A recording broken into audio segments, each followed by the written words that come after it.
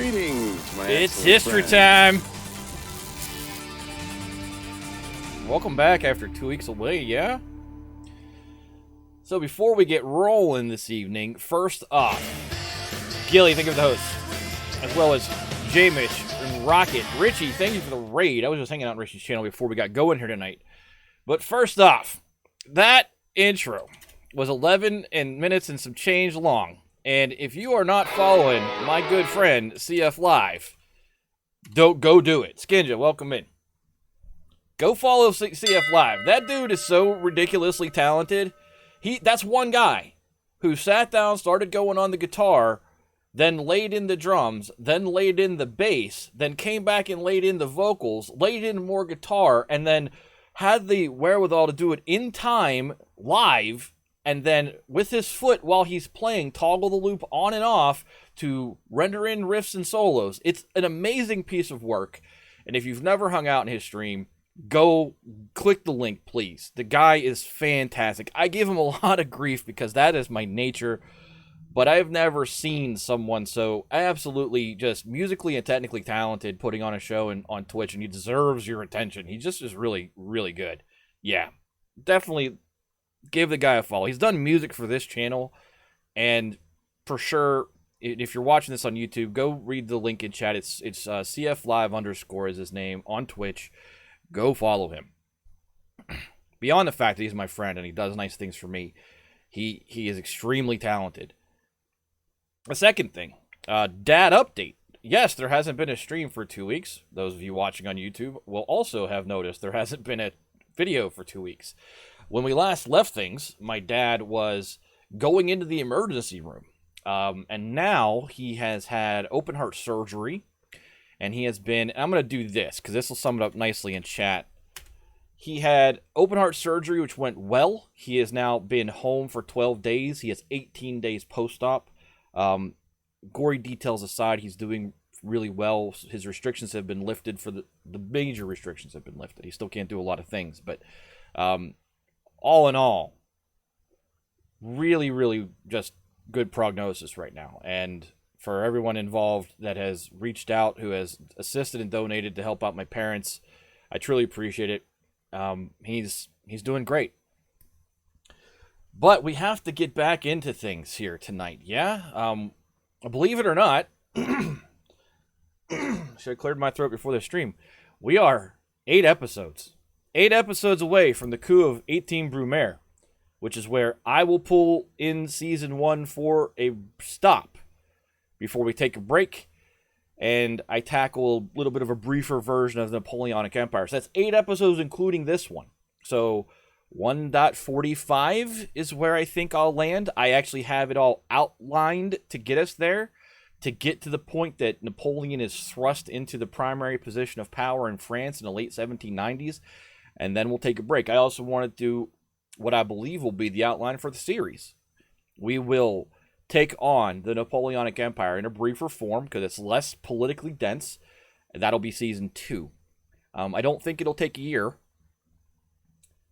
We are technically season 3 in the quiz. We'll amend that when we get there. But it's season 2 of the series, Gilly. But season 3, I believe I'm going to combine the Bourbon Restoration and the July Monarchy, which will take us into the 1830s. And then season 4 is going to be the rebellions of 1848, which really sets the stage politically for Europe in the second half of the 19th century. The season after that, I am going to effectively group in a series of events. The Franco-Prussian War, the end of the samurai in Japan. Believe it or not, they're related with respect to where we end up. And then we'll turn us into the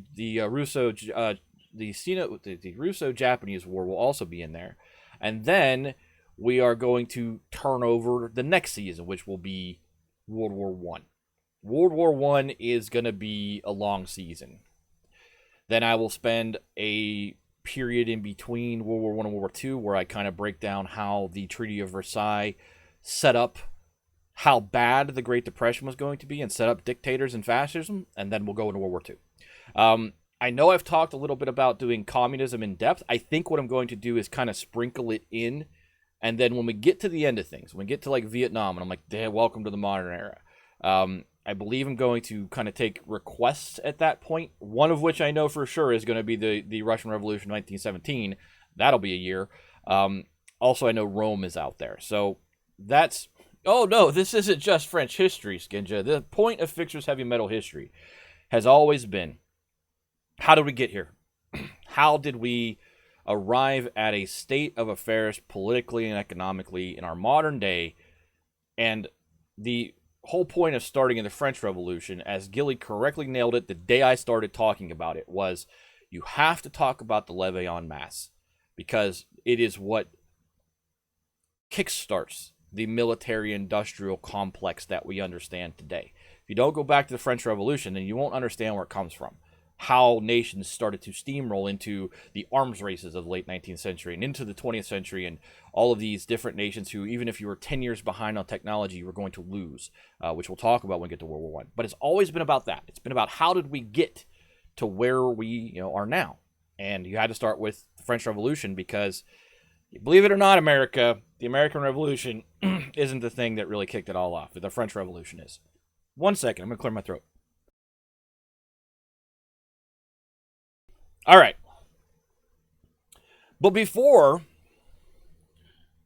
we get to all that other stuff, we're going to circle back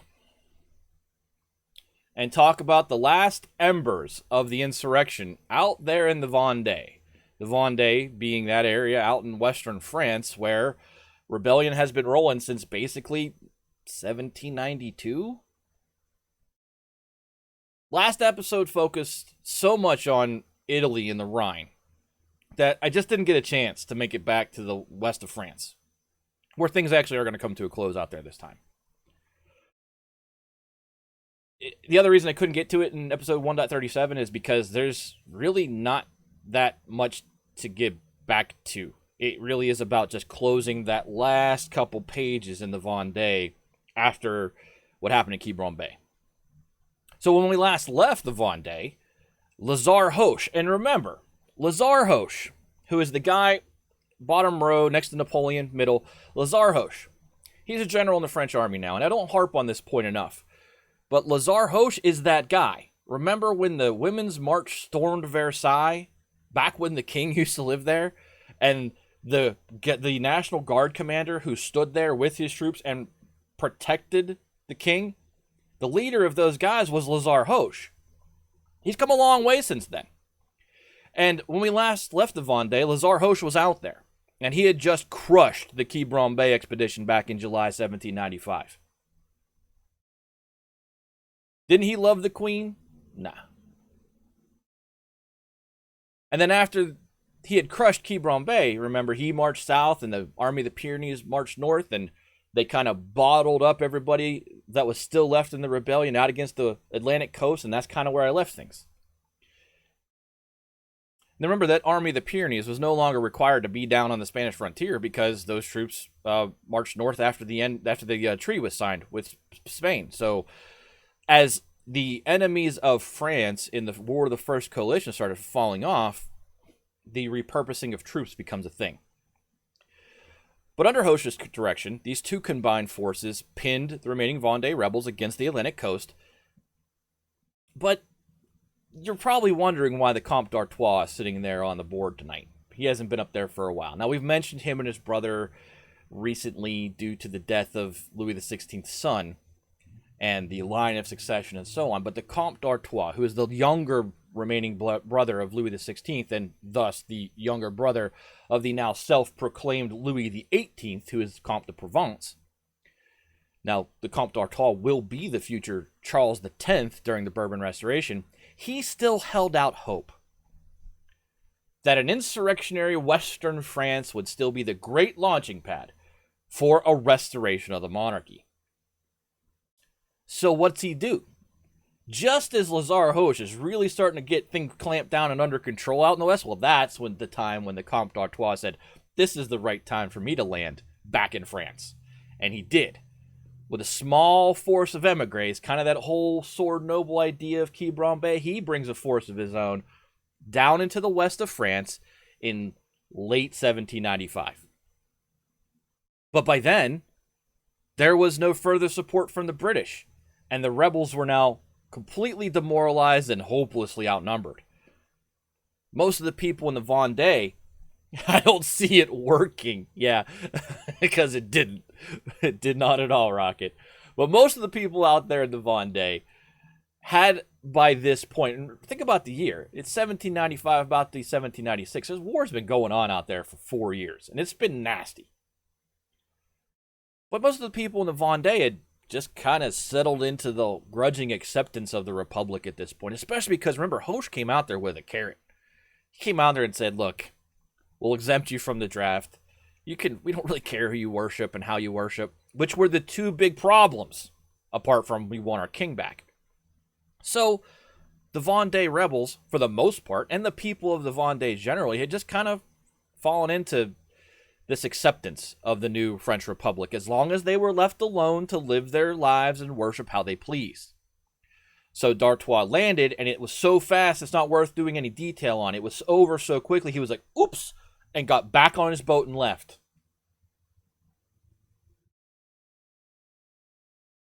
It bled the energy right out of their fight because they didn't have anything to be so angry about anymore. So then General Hoche spent the next few months just advancing towards the coast methodically, locking down pieces of territory, and just giving what was left of the rebels 0 places to be resupplied from. He just locked it down so there was effectively no way in, no way out. They had this little kind of beachhead that's all that was left in the Vendee against the Atlantic Ocean. And then in early 1796, the final act of the war in the Vendee, which we have talked about for a long time, finally played out. Hoche finally cornered and captured the last rebel general in February 1796. And there wasn't any, well, if you decide to not do it anymore, because Hoche learned his lesson on that. Remember, that's already been done once. Hoche had offered the olive branch to the Vendee leadership, the really staunch leaders, once before, and they betrayed him very quickly when Quiberon Bay happened. This time, remember to clonk that follow button, do that, but this time, he just held the leaders, the last leading general, and had him shot by firing squad the next month. Didn't butcher the troops or anything. He just took the leaders and went, bam, enough of this. 3 years after the insurrection in the Vendee really got going, in response to the Revolutionary era attacks on the Catholic Church and the levy of 300,000, the war in the Vendee is now over. Over. I know we've kind of put our toe over that line a little bit talking about it at Quiberon Bay, but it's absolutely over now. It had been this, and I think what gets lost in French history is just how bad the war in the Vendee was. It had been vicious, bitter, bloody. Remember, they were putting people on boats out there and just letting them drown in the Loire River. Now, that was the French government doing that, but the whole conflict out there, that's emblematic of just how nasty the fighting was, because guerrilla combat's also really nasty. The conflict out in the Vendee had killed something along the lines of 250,000 people.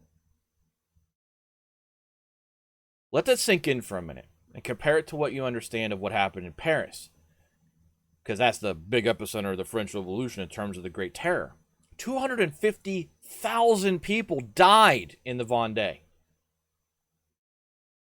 The Vendee uprising is just little known today. No one, unless you really focus in on the French Revolution from a historical perspective, no one knows about it. I mean, obviously French people know about it. It's in their history. But if you start talking Western history, and even go to a Western history classes, you really have to dig deep in college-level courses, excuse me, to understand what happened out there. And we've only really just taken our hand and took its temperature during this series. But it was by far the most destructive and deadliest part of the French Revolution, which, if you haven't gotten a feel for, the French Revolution, as we kind of experienced this, coming to a close. compared to what happened in the Vendee. Heads rolling into baskets in Paris seems actually a little humane.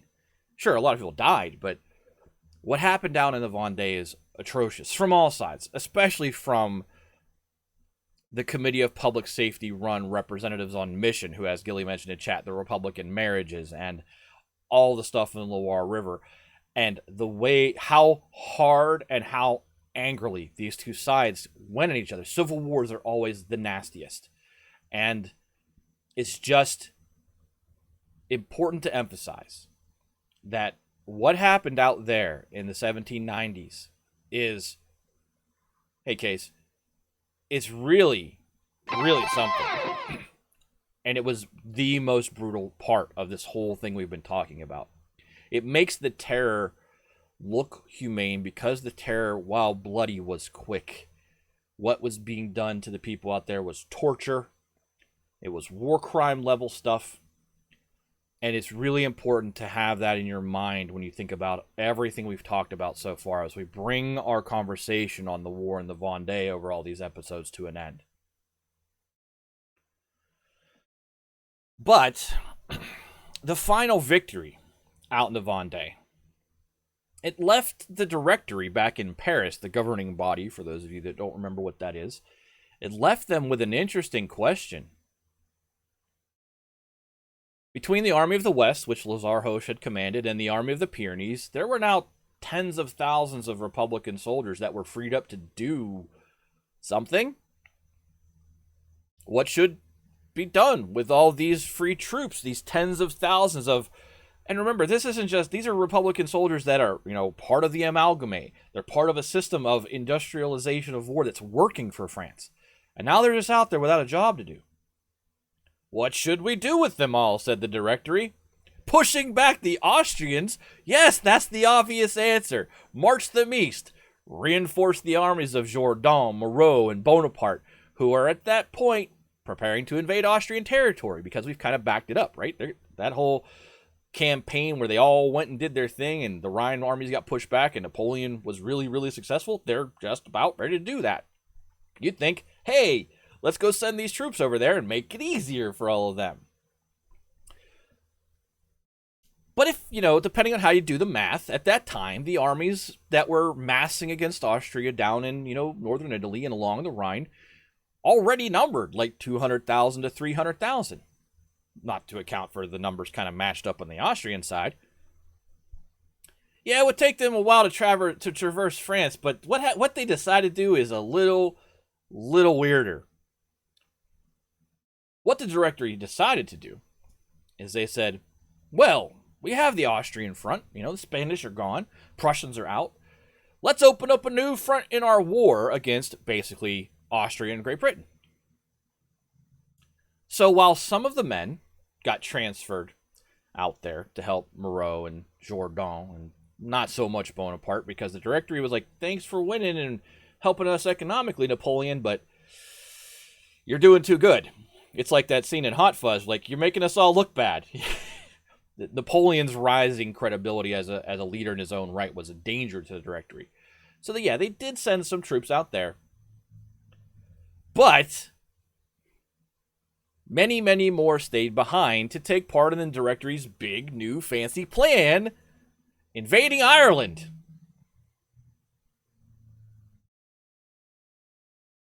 This will turn out to be a terrible idea. We're going to get to that in a little bit. The Vendee is over. The Directory says, hey, extra troops laying around. What should we do? Let's open up a front against Great Britain. Because they're absolutely getting shellacked on the seas. As they should be. Because Great Britain has the best navy in the world. What they do is say, well, let's go land in Ireland. Which, if you don't understand at the time, was part of Great Britain. Case, feel free to throw anything else out there you want about your own knowledge of Irish history in the 1790s. But Ireland was not an independent country at this point. It was part of Great Britain. Involuntarily.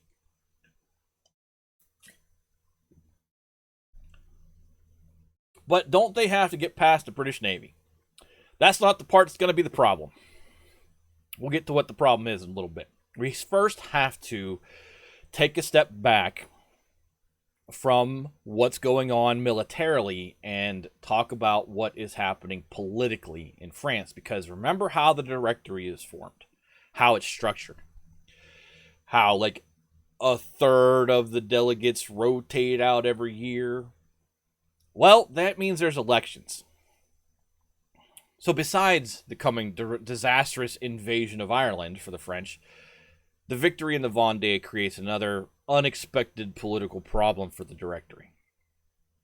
Because the war in the Vendee was that, by force of arms, we shall restore the monarchy, right? That was the last vestige of that.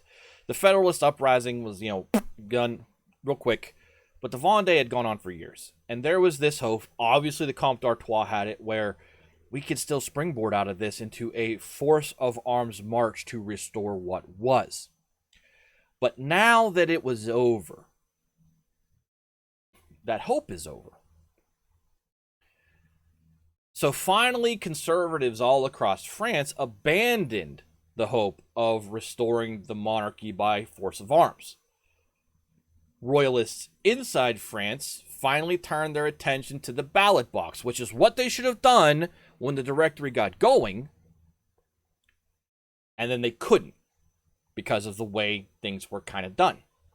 So now they finally have woken up to the concept that, hey, elections are coming again, and there is no weird rules about retaining 2/3 of the prior legislative body.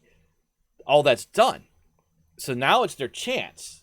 We could, in theory, start to take control of the government. Rye, thank you for the follow. And welcome into Fixer's Heavy Metal History. It's currently 1796, and we're talking about the Directory in the wake of the end of the Vendee uprising. So here you have these royalists who are going, well, we're not going to do it with guns. Right in front of us now is a chance to do it with votes. If the monarchy could no longer win in the field, maybe we could win the next election and then get inside the apparatus of the directorial republic government and destroy it from the inside. They should have been planning this since the moment the Directory was announced and the rules around it were done, and they should have just circled it a year from now. They should have just said a year from now is our time, but they didn't. They tried one last great uprising, which Napoleon shot down. This is the plan that should have been done instead of the insurrection of Prairial. So despite the military flame out in the West, the Royalists and Conservatives were feeling pretty good about their political position in the summer of 1796. Because also remember, the Directory's crackdown on the leftists following Gracchus Babeuf's dismantled conspiracy of equals meant that the right was being treated pretty leniently these days, because remember, that pendulum always swings. We're going to nail these guys, and then we're going to crack down on these guys on the other side. And we're going to come, it's like whack-a-mole with how the French handled extremists on both sides politically over the entire course of this thing. They'd whack one side and be like, you guys are okay. Okay, you're not talking too much and being too, that you're scaring, whack, and that you guys are okay. That's the way it's always been. So when they whacked Gracchus Babeuf and the extreme radicals on the left, the conservatives on the right, who had just tried to usurp the government, they were let to kind of do what they wanted to do. The papers of the right, the conservative news sheets that were flying out there, were pretty much operating without harassment at this point. And they were meeting with each other out in the open. There was no secret society handshakes getting to the door to welcome to the secret Restore the King meeting. They were able to coordinate themselves without anybody really hammering on them and really doing anything about it. But then the conservatives got another boost in September 1796. After the Directory had arrested Gracchus Babeuf and his fellow conspirators, many were held at the army garrison at Grenelle, which is basically right off the Champ de Mars in Paris. the remaining group of left-wing Jacobins that were out there, remember there was those guys, the Pantheon Club, that were trying to get around Gracchus Babeuf and say, yeah, maybe we should follow this guy. They were still out there. And the remaining group of left-wing Jacobins got it into their head that they could incite a mutiny at the garrison at Grenelle, free Babeuf, who isn't dead yet, and ride that momentum somehow all the way into power. Like, we're going to get this group, it's an army garrison, we'll get them to back us, we'll get them to free Babeuf, and then we'll take that. That's the goal. That will somehow translate into us being in power. I don't get it either, but it was their plan. Based around the concept that everyone kind of knew that the garrison at Grenelle in Paris was getting a little antsy, right? Being stationed in the capital, I don't know why I have a frog in my throat tonight, but being stationed in the capital used to be the pretty awesome job in the French army. It was safe, it was secure, and it was well away from the front lines where outcomes were really questionable. You know, remember the prior years where maybe we're going to be successful and maybe we're not. And now that the French armies had gone on the offensive, especially the army of Italy under Napoleon, word was coming back to these guys at the garrison in Grenelle that their comrades out in the field, especially in Italy, were just bathing in riches and glory. And it's true, the army of Italy was bathing in riches and glory. While these guys sat in the Paris garrison, underpaid, late paid, just playing cards without much to do, while they're hearing about how everybody else in the army is making a buck and doing really awesome things.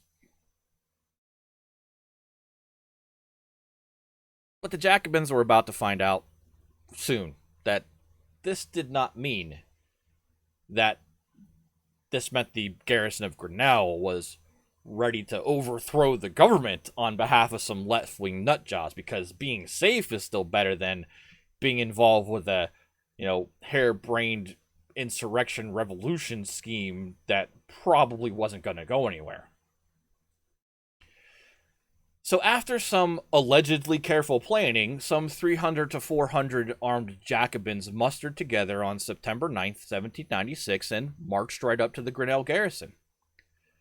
They thought they had made some really good contacts inside the garrison. They were about to trigger a mass uprising in Paris. But by that point, the Jacobin ranks, as we've already found out through the conspiracy of equals, were absolutely riddled with informants. And the Directory knew about everything well in advance. Again. So when the Jacobins arrived, they were greeted by a regiment of fully loyal troops to the Directory. And the whole plan collapsed in a matter of minutes. Most of the Jacobins got away, but the army did round up about 130 of them as they were scattering. And among those, about 30 would be executed a month later by firing squad, which is the new guillotine. But this spasm, and it was like, no, never mind, that's not going to go anywhere. This spasm of left-wing radicalism only helped to further legitimize the side that wasn't being hit with the whack-a-mole stick, the conservatives. But at the same time, I assume they dispatched the use of the guillotine thanks to its mental association with the Great Terror. Now, we've talked about this before. The guillotine wasn't done in France until the 1970s as an execution method. But in the immediate aftermath of the Great Terror, yes. The idea that the Directory would roll people out to the guillotine would have just made them the new Committee of Public Safety, right? So they for sure did not use it because they needed to make a disassociation with the Committee of Public Safety. But it's not like they took the idea of the guillotine and burned it from their memory. It comes back around. And it gets used for over a century and a half.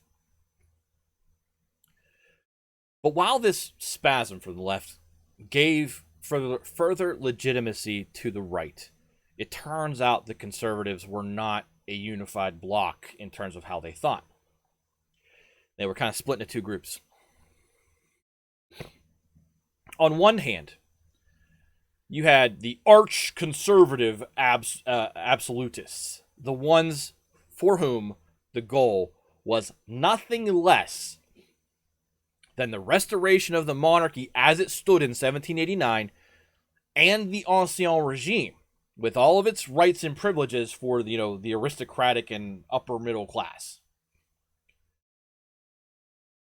The other side of this was the constitutional monarchists. These are the guys who had been revolutionaries in good standing up until the insurrection of August the 10th, which tore up the Constitution of 1791 and toppled the monarchy. They believed in restoring the Constitution of 1791 with a few adjustments to make it a little bit more stable. But one of the big differences, right? So you have a group who says, I want to go back to the way it was before all this happened. That probably would not have worked, simply because there had been too much economic and political evolution since then. And then you have the other guys who said, we had it right, 5 years ago, before we killed the king. We should go back to that system that seemed to work. We'll make some adjustments, but that's the way we should do it. But both systems were aligned upon the notion of there being a king. And there is no king, because the king is dead. And his son is dead. Louis XVI is dead. The could have been Louis XVII is dead. So the big differences between these two groups was, this is familiar old argument, letting the leftists, instead of the leftists wondering how far should this go, instead it's how far back should we roll this back. Yeah, and eventually these guys, one group of these guys is going to get what they want down the road. Well, they're both going to get what they want, but one of it's going to stick for a little bit while longer. We got a guy named Napoleon that's going to take place in between all that. That's when we're talking about the Bourbon Restoration and the July Monarchy, because the two groups disagreed on when they said bring back the king, who they meant. Right? So for the absolutists, we want the Ancien regime guys, that choice was clear. Louis XVIII, the Comte de Provence, was the obvious, that's the next guy in the line of succession. He's the king. But the constitutional monarchists gagged on that idea for good reason. Louis XVIII, or the Comte de Provence, was, and I'm going to kind of call him both for a while because it's going to matter. He will eventually be Louis XVIII. But Louis XVIII had shown himself to be a belligerent reactionary ever since everything had gone down here. Restoring the French monarchy was going to be really hard without building it on the back of a jerk who spit on everyone who did not have royal or noble blood, because that is who he was. The Comte de Provence was one of those guys who just believed in how legitimate the bloodline was. Like the sword noble over the robe noble. He really believed it.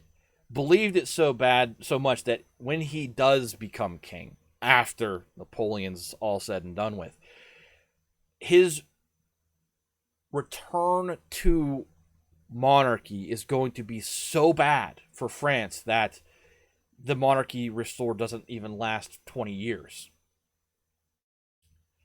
So the constitutional monarchists, wait for it, we've been foreshadowing this one for a while, they look to the junior branch of the royal house, the House d'Orléans, and Louis Philippe, the son of Philippe Égalité, who we spent half an episode on, the former Duc d'Orléans. I'll answer that question in a minute, Gilly. No. Louis the 16th, so Louis the 16th is Louis the 16th, right? Louis the 17th is the son who was handed off to a cobbler and, treated really badly and died, basically due to neglect.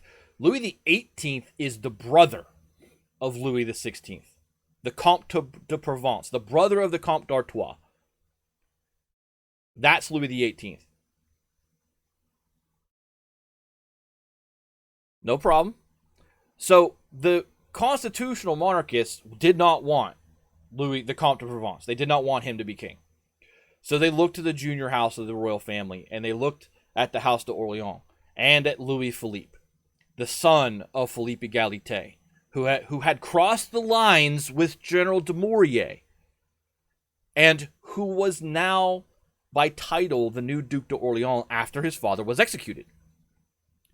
They believed, the constitutional monarchists, they believed that chances were good that the average French citizen would be far more willing to accept the moderate Louis Philippe the new Duc d'Orléans than the highly reactionary, archly conservative Louis XVIII of Comte de Provence. But despite these differences, the two sides, the absolutist monarchists and the constitutional monarchists, they forged a political coalition. Because the first goal here, right, is get power back politically somehow. And so they decided to kind of table this question about who's going to be king and said, let's just get our people into positions of power via the spring elections. Once those elections are done, which we'll talk about in the next episode, they would start to begin to restore the monarchy in some form or another. The fight over what that's going to look like, that's a fight for another day between these two groups. Let's just take the first step together, because if we walk into this split, then neither one of us is going to take the first step. And they at least all agreed that monarchy had to be the thing, not the republic.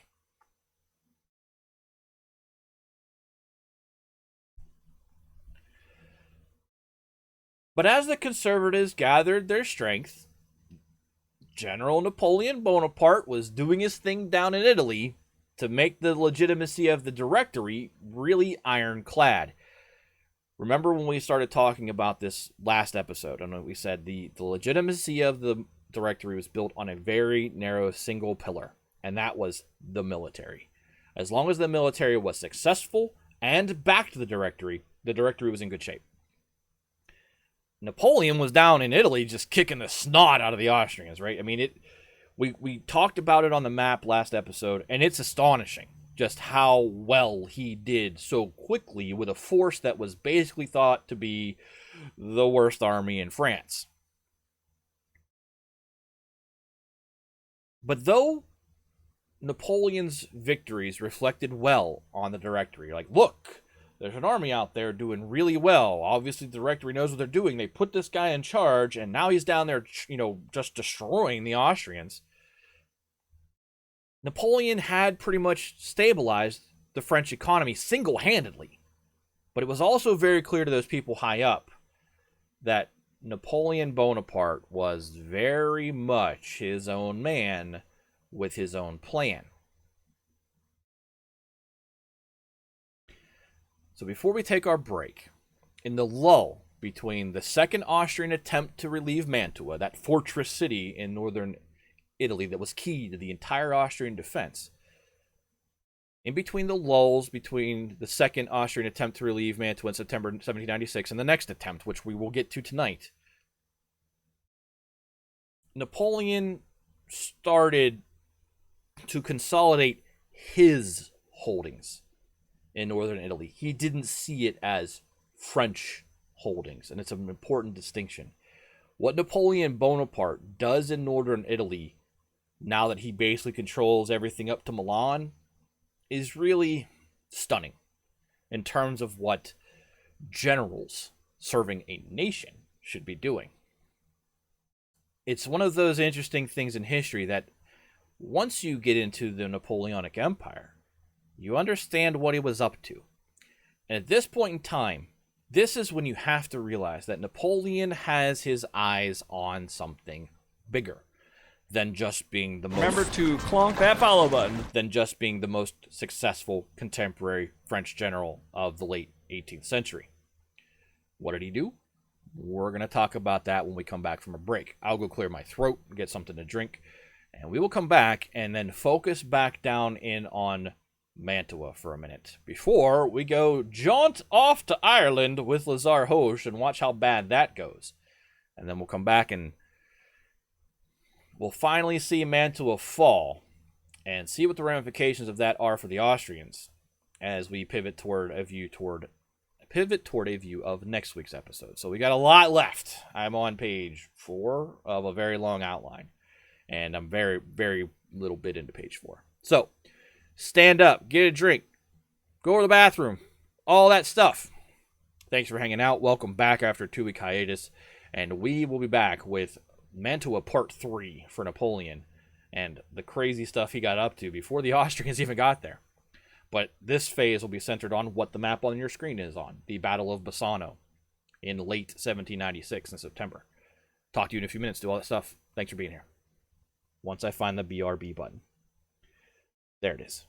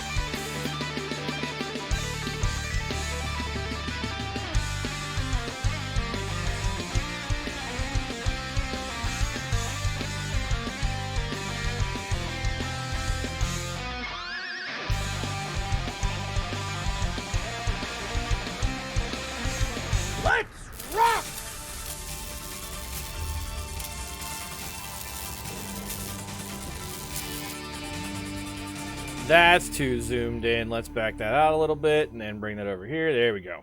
Okay, welcome back. So, what we're going to talk about next is really weird.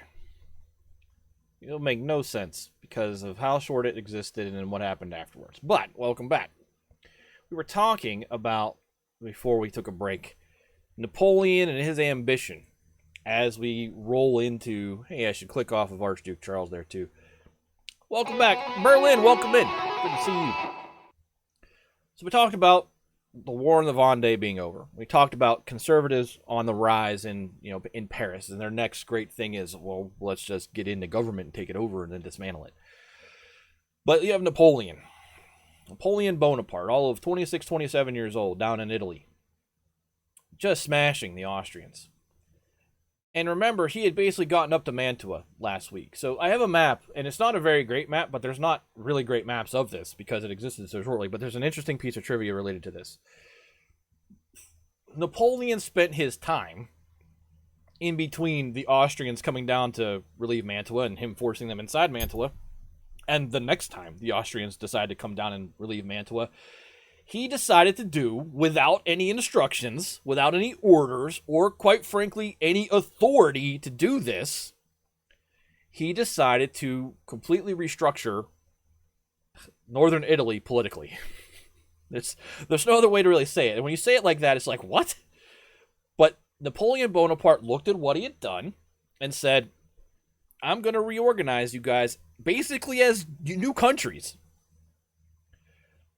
The Kingdom of Sardinia, which you'll remember, signed a treaty with Napoleon really quickly and allowed him free movement. It's going to remain the Kingdom of Sardinia, defeated and under French occupation. Further to the east of Sardinia, Bonaparte experimented with creating independent French-aligned republics out of the mashup of northern Italian duchies and provinces and city-states. So he's taking all these little duchies and things out there in northern Italy. This is accurate to the year that we're talking about. It's just like the only map available. He took them all together. On October 16th, he called together representatives from 4 of these territories and proclaimed them to be, on his own, just said, hey, you guys are now what is known historically as the Cispidane Republic. And that is Cispidane. The Cispidane Republic. Now this, again, goes back to Rome. Because Cispidane was the old Roman designation for territories south of the Po River, which the Romans then called the Padus River. With its capital, in Bologna, the government of this new republic was modeled on the French Directory, with a 5-man executive committee governing in conjunction with a bicameral legislature. So problem 1, he set the government up to look like the Directory, but I'm pretty sure he did that in order to get the Directory to shut up about it, because we all know the Directory is not going to be that stable for that long. And from Bonaparte's perspective, the primary responsibility of this new Cispidane Republic would be to clamp down on any local insurrections against the French occupation and to keep the French army supplied. His French army supplied. And Bonaparte was happy to force these new responsibilities onto the new government of the Cispidane Republic in a, I already wrote it down, and so I'm really happy you agree with me. And if you don't, I have a sword and an army right here. A month later, Bonaparte would reorganize the territories which had been the Duchy of Milan into what is called the Transpodane Republic, with a nearly identical governmental apparatus and responsibilities. The interesting thing about this, apart from the wildness of Napoleon doing this, and you have to understand what Napoleon is doing, is I understand this from understanding Napoleonic history. He's setting up these little states of loyalists, right? Hey, look, I've created a new government for you guys. I did. Not France, me. And either you can be loyal to me, or down the road, I will start putting my family members in these places that I'm creating as I remake the Italian map, because they'll be loyal to me. Remember also that the Bonaparte family was Italian as Corsicans before the French takeover of Corsica. Yeah, you shall plunder yourselves. A localist government with well-built-in local supply chains. Yes, all of this is what he is up to. Very insightful, Gilly. But the very interesting thing about these two the Cispadane and Transpadane, so basically the north and south of the Po River republics, is that a year after Napoleon creates them, they will combine themselves, and they will become the Transalpine Republic. And why that's important is because the Transalpine Republic will become the first Italian republic to use the Italian tricolor flag, the green, white, and the red that you know to be Italy these days. They will be the first governmental entity in Italy to use that flag. So now you know where it comes from. At least a little bit. By the end of October 1796, both of the French armies, which had invaded across the Rhine River, which we talked about last week, or last episode, under the command of General Jourdan and General Moreau, had, been chased back into France by Archduke Charles. So there you have up there on the Rhine, this is it for the Rhine tonight. Up there on the Rhine, you have Moreau, Jourdan running home back across the Rhine River, and Archduke Charles hits the brakes and says, okay, I'm just going to watch what you're doing. Everything else we talked about last week and then into this week's episode is going to be about Mantua, apart from our little jaunt to Ireland. So Charles kept an eye. Remember, we're getting to the end of 1796. He kept an eye on Jourdan and Moreau, just basically making sure that the French up there on the Rhine didn't leave their winter quarters. But at the same time, the Austrian High Command was able to dispatch about 50,000 additional troops south for a third attempt to relieve Mantua, which was, as we've talked about, already in pretty bad need of relief. Because when Napoleon forced the second force inside, all it did was stretch their supplies further, right? A very short amount of supplies to feed whom was already inside Mantua was exacerbated badly by Napoleon giving them no choice but to retreat inside Mantua and add to basically the mouths to feed inside of that town, that city. It was overcrowded inside of Mantua. There were very, very short amounts of dwindling reserves of supplies to draw on. Conditions were just horrible. And in the first month of the renewed siege after that second relief attempt that failed, 4,000 men had died. This is from military records, which is why I say men, because they weren't counting the civilians in there. I'm talking 4,000 fighting men inside of Mantua had died from wounds sustained in the recent fight or from disease. The only bright side about those deaths is that you didn't have to feed them anymore, which gave a little bit of a cushion back to the supply state inside of Mantua. As had been their custom already, the Austrians came south and divided their force into two, exactly like they did the last time. The main army of about 28,000 circles around and enters Italy from the east. So that's that line out there where it says Wurmser. That's the main force. It's war, Berlin. That's the way it works. I mean, it's a glass half full for the people that are alive in Mantua. I'm sure it was at the time. They're like, well, I can eat tomorrow. The second army for this relief attempt in September 1796 and into October came straight down from the north. Bonaparte, meanwhile, had a little over 35,000 men at his disposal, but he had to disperse them into 4 divisions of about 8 to 10,000 men each to cover all of the possible approaches to Mantua. So down there at the bottom, you'll see Mantua with a red and a blue line about it. It's down here at the bottom down here. Well, you can't see my cursor, but it's down at the bottom of the map. You see Mantua down there. He has to defend all of the potential avenues that the Austrians can come down. That girl, Fleep. What's up, Fleep?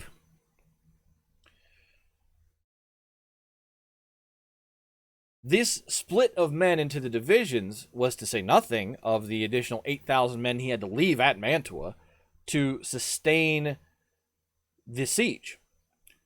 So really, Bonaparte only has about 28,000 men available for his field army, and there's 50,000 coming at him in two basically large columns. This new campaign of the Austrians, which is about to go really badly for the French up until the last minute, naturally got off on the wrong foot for the French. First of all, Napoleon was badly misinformed about the size of the force approaching from the north. The Austrians, this time, had gone to great lengths to conceal their numbers and deployments, and the army, which started marching south at the end of September, October, was twice as big as Bonaparte expected. That is why he posted only 10,000, one of his 10,000 man divisions, to cover the pass that 19,000 Austrians were now marching directly south down. Did they walk single file like sand people? I think what you have to understand about the way armies move is they don't move en masse in this era in history. Like, you don't have one column. You tend to have multiple columns taking as many roads as possible to converge on a single place. And the Austrians went to lengths to make sure that Napoleon couldn't figure out their force structure. That is a lot of things. That's like not displaying regimental banners, for example, so that one force looks like the next force, right? So that it requires decent communication within an individual army so that you know where all your pieces are, because scouts are not going to be able to sit there with spy glasses and identify by banner who's who. That's one way they would have concealed their numbers. I know, Gilly. But they took steps to make sure that they were not easily identifiable by scouts and therefore could not be counted easily by scouts. So Napoleon was really, really underestimating this force which is the secondary force that's coming south. Not realizing the extent of this danger coming in from the north, Napoleon concentrated the rest of his forces to deal with the army coming from the east, because in his mind, it's like, well, that's obviously the flanking force. That's the small force. It is still smaller than the force coming in from the east, but it's so small that I don't need to commit too much to it. I can focus entirely out in the east. So one of his divisions had been stationed in the town of Bassano along the Brenta River. And Bassano is the red circle where it says Wormser, over here on the right side of the map. So one of his divisions for Napoleon stationed at the town of Bassano along the Brenta River, but with the bulk of the Austrian army approaching, his outnumbered single division left Bassano and its river crossing to the Austrians and rendezvoused with Bonaparte, who was coming up with 8,300 men from another division to try to stop the Austrians from crossing that river. Because if you can tell by the way they're coming down, they're on the east side of the Brenta River. So when they rendezvoused together, Napoleon ordered an attack to drive the Austrians back, and an all-day battle did ensue, which saw pretty nasty casualties on both sides. So this is like the Battle of Bassano, right? At the end of the day, Napoleon failed to push the Austrians back, and he ordered a retreat. Now, that's crazy, because it's the first time that's really happened. The Austrians attempted to pursue Napoleon across the river, but remember how fast Napoleon is moving his army. Go back an episode. Think about how quickly he got to Milan. They weren't going to keep up with him. Napoleon was pushing his army and had engineered ways to make his army move much faster than his opponents. So Napoleon's two divisions effectively pulled away. Click that box off there. They pulled away, and they regrouped at Verona, about 60 miles, 80 miles to the southwest of Bassano, which was coincidentally where the two Austrian armies that were coming in, Verona's where they planned to link up. The Battle of Bassano was the first time Napoleon Bonaparte had been beaten in the field. Of course, he sent a dispatch back to the Directory telling them how it was a great victory, because of course he did. But while the main armies were battling over Bassano, the action in the north just saw the Austrians push the French back. So back where Napoleon had said, that's not that big of a force, I can just leave one division of 10,000 here, the Austrians overwhelmed them so entirely that they just pushed the French back. The French made a valiant stand over November 6th and 7th at Caliano. But when the Austrians were able to maneuver a small force into the French rear, kind of like Napoleon's strategy, the French panicked. Some of them did. Not all of them, but enough did, to where the French line broke. The running battles over the past week on the North Front had taken their toll on both sides. The Austrians had lost 3,500 men, killed, captured, or wounded. The French had lost about 4,400, almost half of the total force that was there defending that northern approaching army. And they retreated all the way back to Rivoli. Rivoli is going to be really important. Meanwhile, not too far to the south now, an advance Austrian force of that eastern army approached Verona, about 12,000 strong. And they took position on top of a ridge north of Verona in a town called Caldiero. And on a horrible, hail-filled day, Napoleon dispatched 13,000 men to go push this 12,000-man Austrian force off that ridge. And just as the French started to make some progress, a second portion of that eastern army showed up and forced the French to retreat again. So this isn't going well for Napoleon Bonaparte at all. North, he's lost half of that division. East, he's already lost Bassano, and now he's being pushed back from Verona. His force that was supposed to relieve his overall army there on that ridge just had to retreat. The two Austrian armies were now dangerously close to linking up. And if the North Army and the East Army of Austria ever did, just like would have been the case up in the Rhine with Jourdan and Moreau, the weight of that combined army would have been too much for Napoleon. And because of this, Napoleon came really close to just abandoning the siege at Mantua and pulling back down to Milan, but he didn't. History would have been very different if he had, for the world. But he got lucky, which is the one thing that is a consistent characteristic of every great general in history. They got uncharacteristically lucky. From time to time, they all just get a lucky break. Like Patton, Napoleon, Julius Caesar, Hannibal. They just all get lucky from time to time.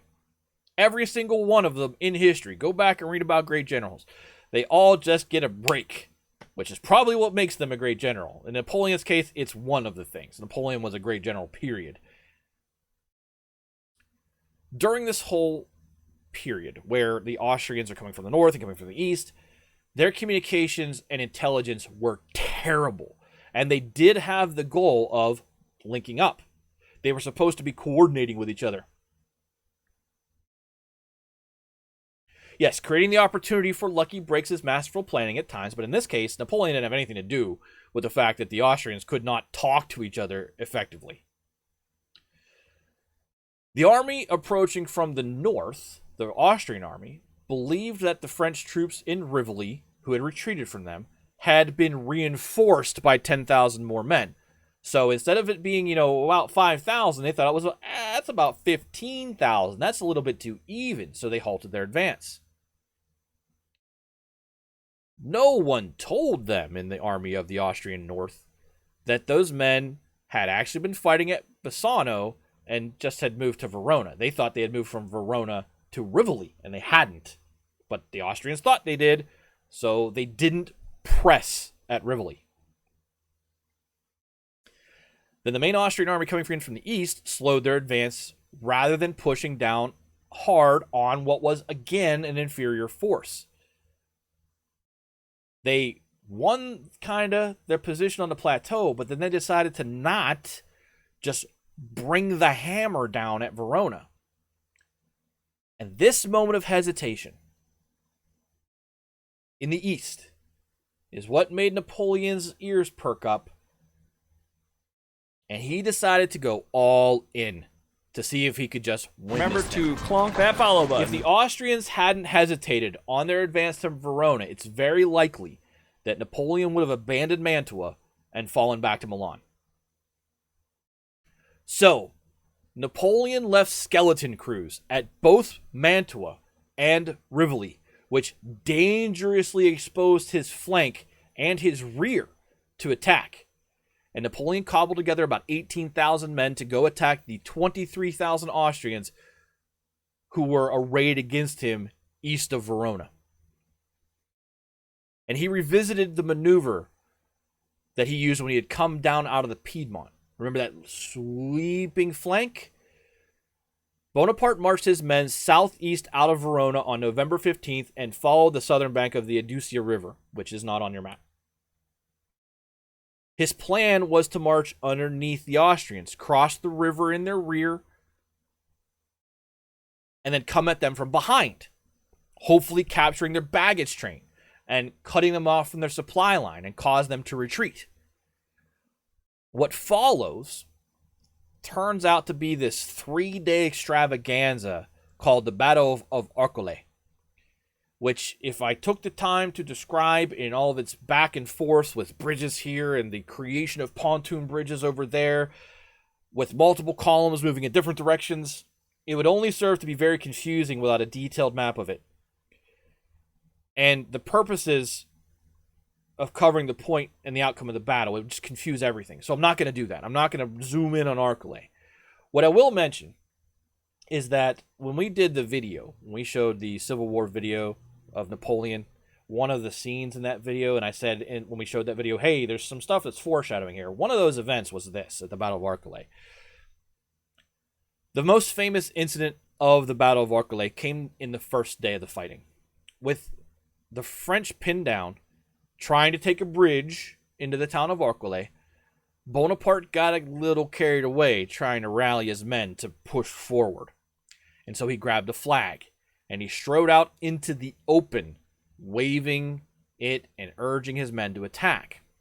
This scene is famous, and it is crazy for the overall army commander to be that far forward. But it also has inevitably been depicted as Napoleon standing on a bridge, waving the flag. But the official reports from the time frame says that when Napoleon did this, the French had not reached that bridge yet. That they were still about 55 paces back from the bridge. So Napoleon didn't march onto the bridge where he was a sitting duck. It was about a couple 100 feet back from that bridge when he did it. And eventually his staff was able to run forward, grab him, and say, "Come here, madman," and get him out from in front of the entire army. But you'll remember from that video, hopefully, that there is a scene where Napoleon is marching forward with his troops with the flag in hand. That is the Battle of Arcole. And eventually, the French took Arcole that first night. And then they lost it the next day. And then they got nearly pushed into a full-blown retreat out of it, the entire battle, before they regrouped. And at the end of the third day of the Battle of Arcole, they pushed back in and retook it for good. And with the French now in their rear and poised to cut them off, which was the plan, the Austrians then retreated because they had to protect their line of supply and communication. And the Battle of Arcole decided this campaign. The Austrian army, now coming down from the north, they finally realized, wait a minute, there's not 15,000 people in Rivoli. And they drove into Rivoli on November 17th and drove the remaining 5,000, or probably less than that at this point, the skeleton defenders of Rivoli, they just drove them out.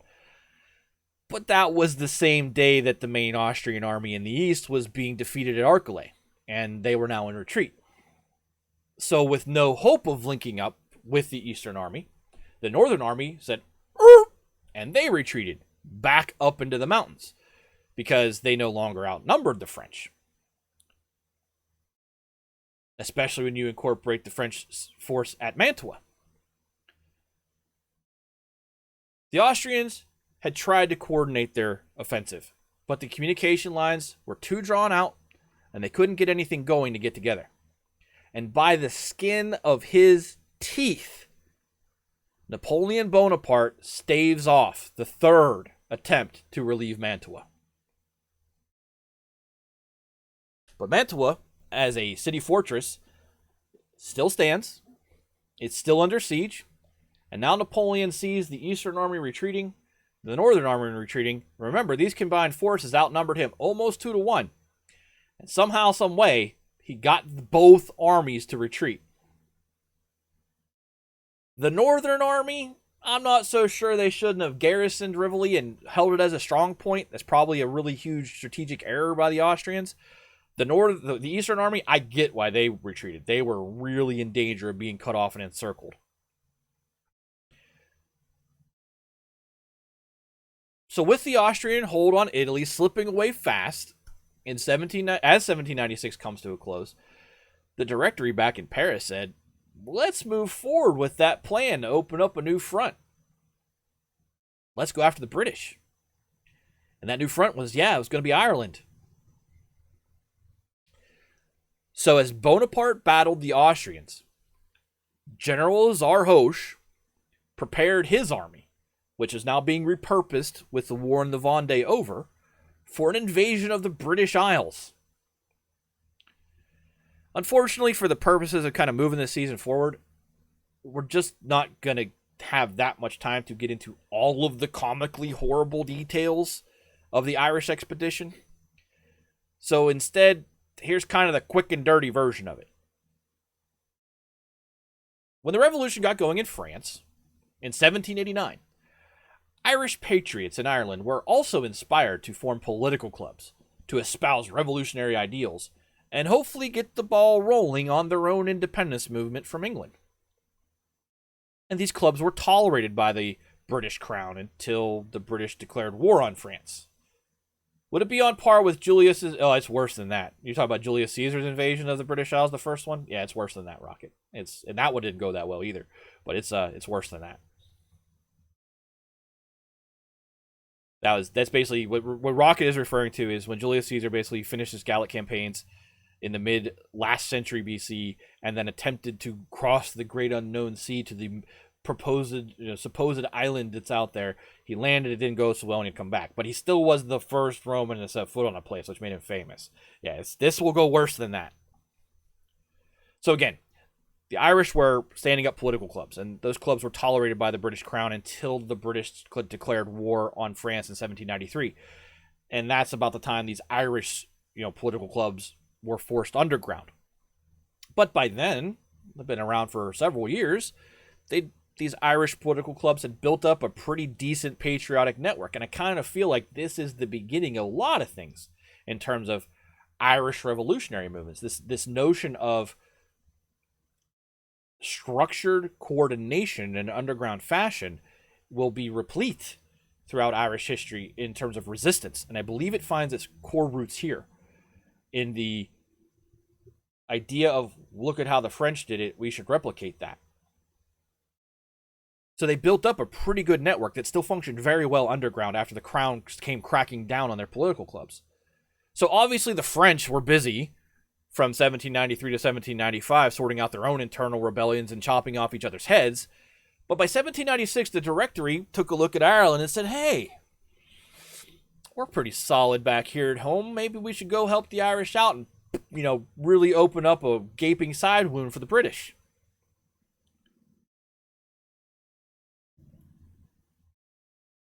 France's armies were on offense and doing basically well against the Austrians, so why not go on the offense against the British? Because we're not doing that well at sea against them. And Irish patriots in communication with the Directory promised that if the French could land about 15,000 regular troops along with plenty of supplies, that the Irish patriots could raise about 250,000 patriotic Irishmen to join the fight. Together, this force could push the English out of Ireland entirely and leave revolutionary France with a gun pointing right at England's ribcage. It's a sound idea.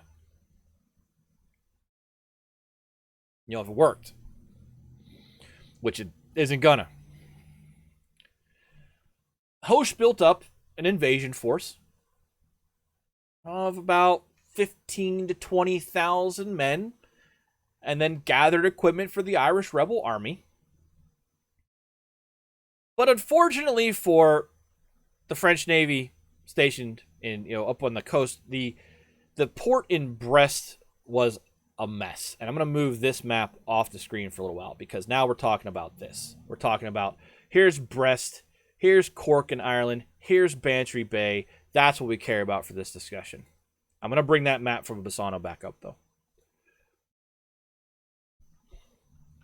The French Navy had been getting kicked around by the vastly superior British Navy for a while. And the officers that were available to the French Navy up in Brest were basically second rate. The crews, which was a common practice at the time, had all been press-ganged into service. You basically voluntold that you're going to go be a sailor now. But these press-gang sailors were raw sailors, and none of them had any experience doing what they were about to try to do. And as the invasion fleet started to come together over the fall of 1796, while Napoleon was down there repulsing the Austrians again, Hoche sent their navy out on a practice run, his little fleet, and it was botched so badly that for him it threw the entire logic of the whole operation of invading Ireland in doubt. You have to also understand that Napoleon was offered this at one point before he was given command of the Army of Italy. He said, hey, you want to go invade Britain? He was like, no thanks, because he could see how it wasn't a good idea with respect to France's ability to pull it off. And he knew that, yeah, that's the end of my career if that goes sideways. So this invasion was planned in December to catch the British off guard. It's reasonable.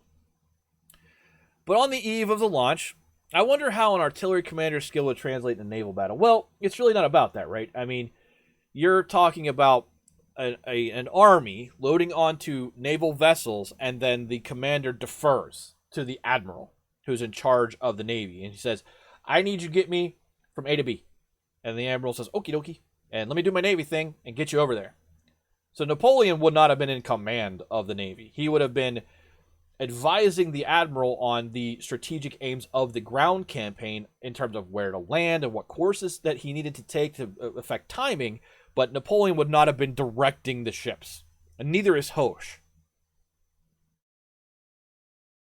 Well, and when we get to Egypt, the Navy is going to come into play big time. The famous Battle of the Nile and Lord Admiral Horatio Nelson, it was a huge figure in Napoleonic and British history. It's a cool story. But the Navy and the Army in terms of amphibious assist is a thing in this era. But it requires the ground general, Hoche or Napoleon theoretically, and the French admiral to actually talk to each other and figure out what the hell they're doing.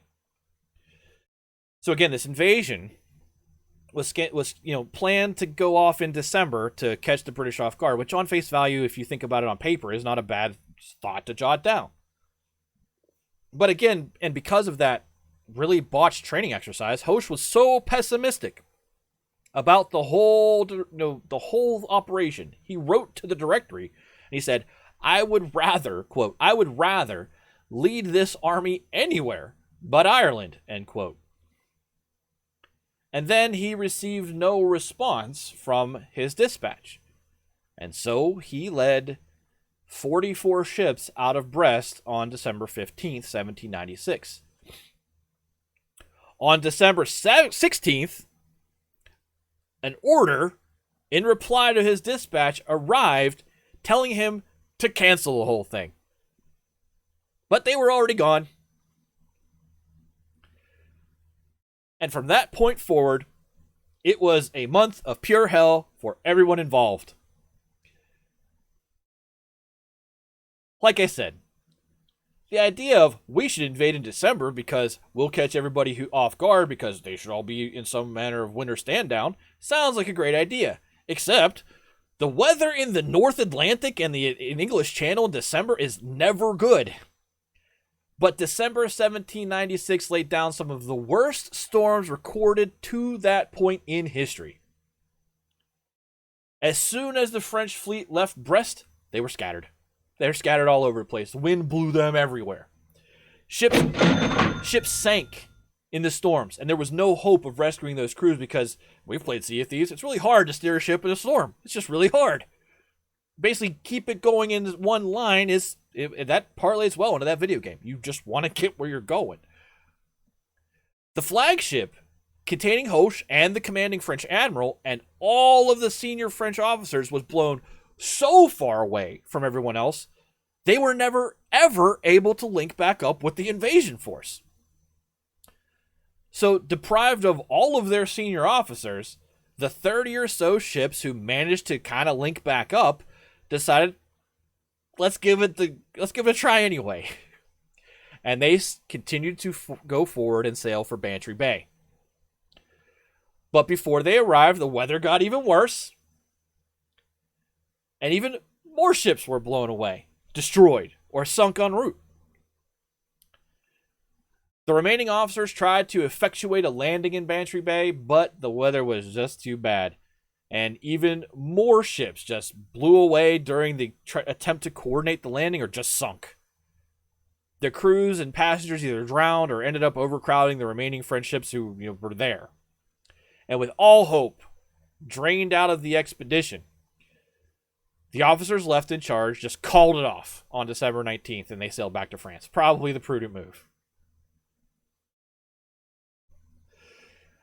And so the return back to France was no better, because you're still crossing the English Channel in winter during some of the worst storms ever recorded there. The weather got even worse on the way back. The British, by now, had figured out what the French were doing, and they had launched their own ships from winter docks. And they were harassing the French ships on the way home, and they were well past the point of caring at this point. They just wanted to get home. 2 weeks after they left Bantry Bay, whatever was left of the French fleet finally made it back. And there are no historical records on this. I looked. But if I do I try to find a hard count of losses. But if you do some back of the napkin math based on how many men were on all the ship types, etc., it says about a third of the French men who embarked on December 15th, a third of the men on these 44 ships never made it back home. From start to finish, the expedition to Ireland was a complete and total failure for a myriad of reasons, the weather being the biggest one. And not one French soldier ever put their boot on Irish soil. There's one interesting little epilogue to this tragic misadventure that's interesting. It's relevant if you're a fan of, British English history. And it's just curious, so I'm going to throw it in here.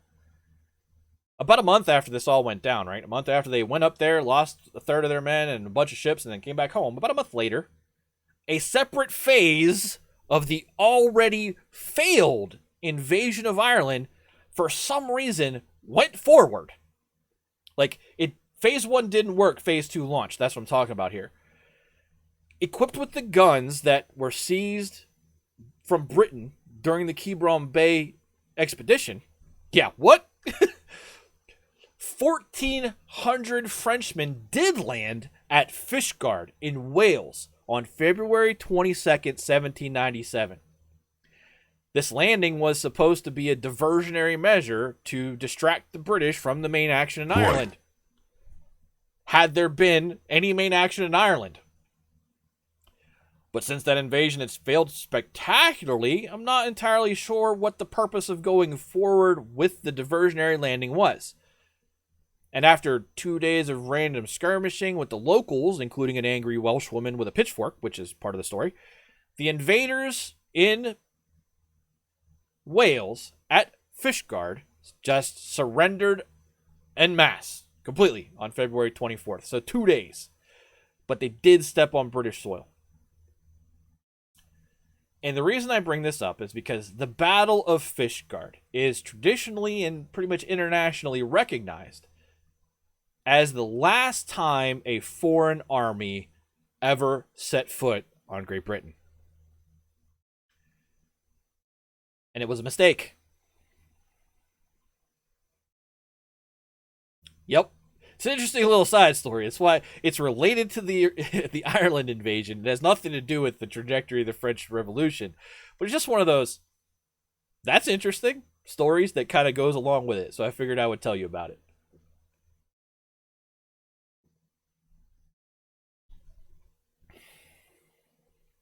Back in Paris, the Directory absorbed the news of the disaster, but they really didn't have the time nor the inclination to dwell on it. They had much bigger things on their plate. Just as the scope of the failure in Ireland was being relayed from the West, very opposite news was coming in from the East. Napoleon Bonaparte had scored another major victory against the Austrians. And now, he was poised to drive to Vienna itself. So we're going to talk about after the break what happens after that third attempt. After that third attempt to relieve Mantua failed, because the Austrians are going to try one more time. And the outcome of that is going to set the stage for a lot of things. And it is what is known as the fall of Mantua. So I am going to encourage you all again to stand up, take a break, get a drink, go to the bathroom. We will come back. We will go through the fall of Mantua. We will set the stage for that wide open to Vienna thing I just talked about, and as well as set the stage for episode 1.38, hopefully next week.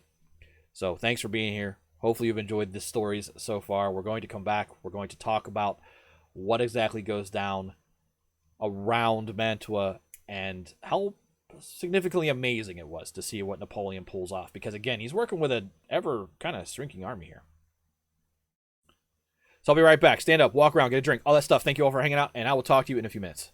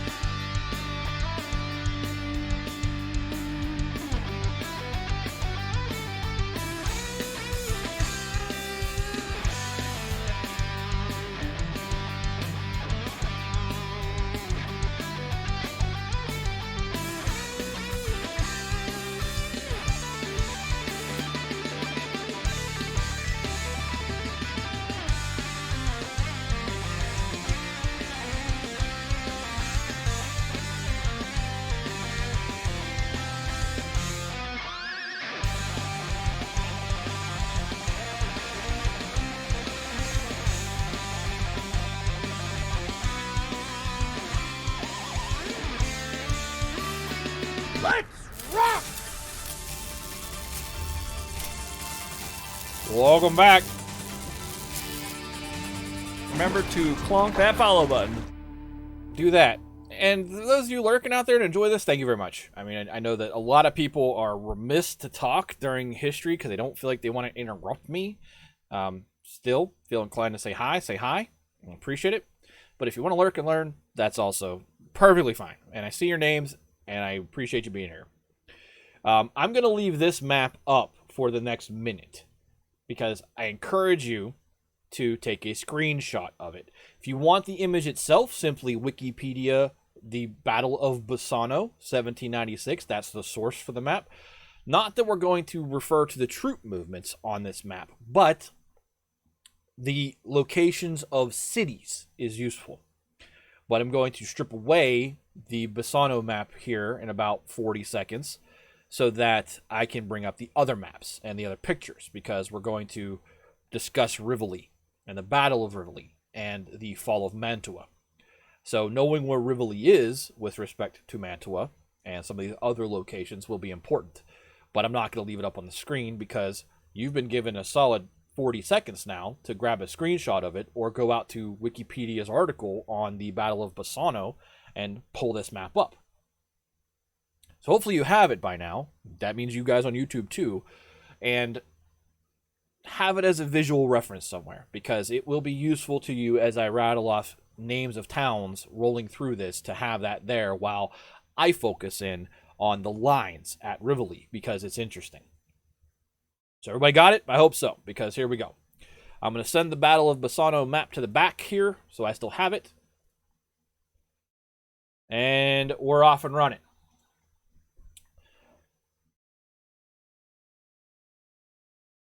Again, just as the Directory was realizing, holy crap, did Ireland go bad?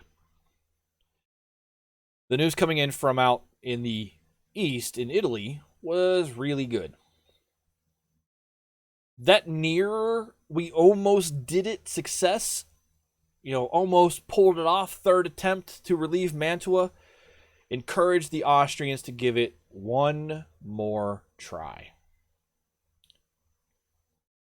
Their plan was to organize another 50,000 men and basically come at the French from the same directions as the last time. But there were two main differences to the strategic plan on this attempt. First, the main army of 28,000 would be the ones marching straight down from the north this time, as opposed to coming in from the east. While that flanking army of 18,000 would come in from the east this time. Second, and this is the important part, those armies would operate independently of one another. The need in the strategic plan of the Austrians to coordinate on the last attempt were a fatal weakness of that third attempt. So this time, the Austrian generals were told to handle their own business and don't worry so much about what the other guy's doing. The Austrians knew where Napoleon had stationed his forces, and also knew that the French were down to about 30,000 men stationed in 3 10,000-men divisions.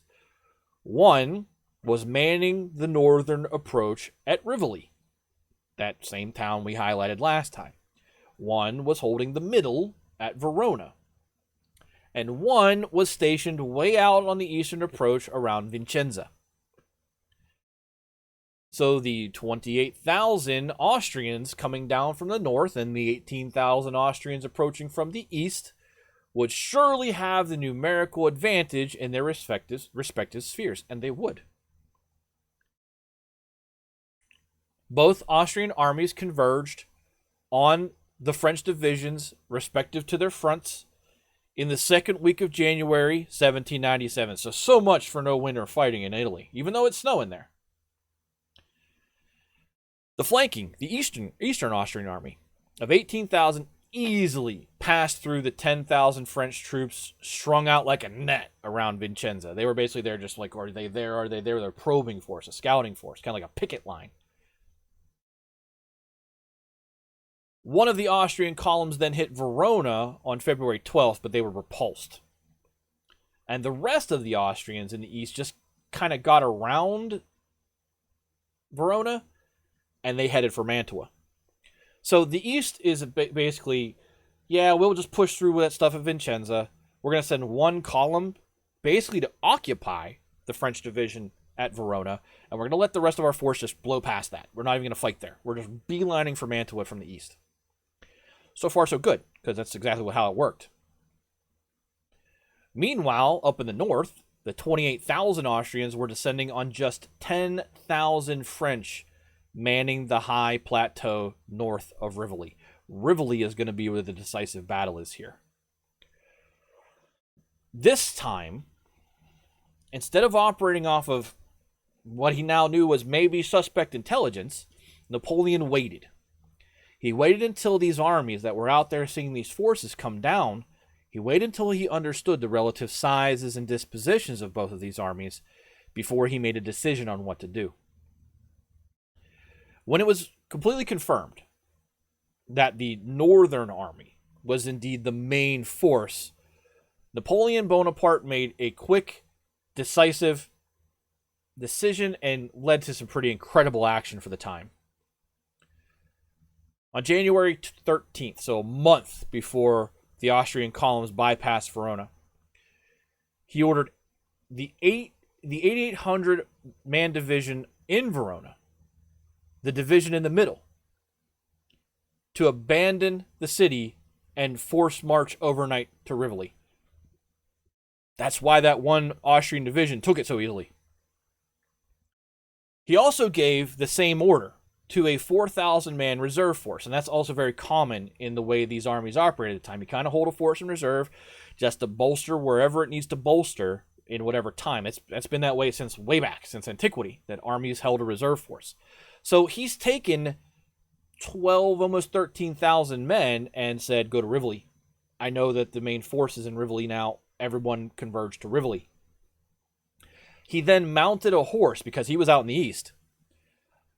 And along with a few of his staff, he raced up to Rivoli to take personal command of the battle.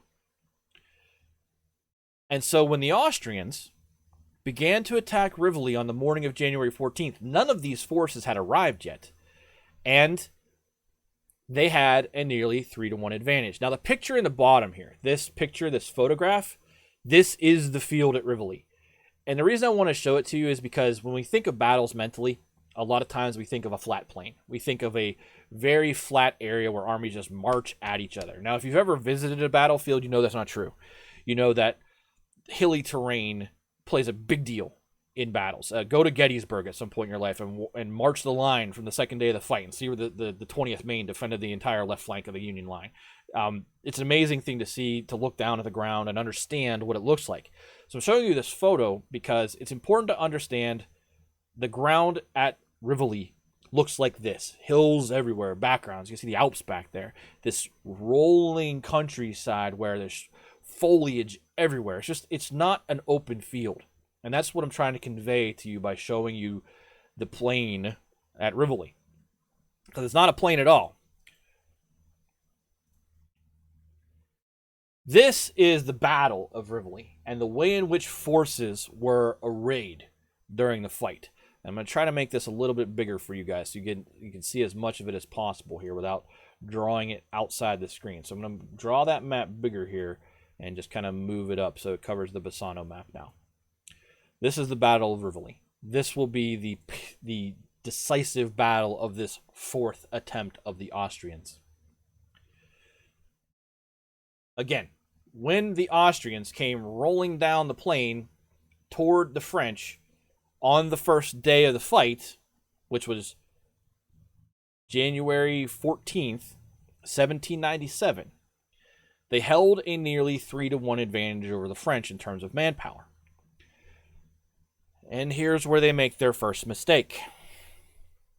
Instead of just ramming down the middle and overwhelming the 10,000 Frenchmen with their, near 30,000 man army, the Austrians broke themselves up into 6 different divisions. And then they attacked the French in 3 different columns. Only about 12,000 came right down the middle. You can see that as the red up at the top. 14,000 came in from the French right. You can see them coming down the river. One division, about 4,500 strong, swung all the way around the French left. And you can see in the map that there's forests depicted there, and you can tell from that photo we showed, that's not flat ground. That's rolling hills.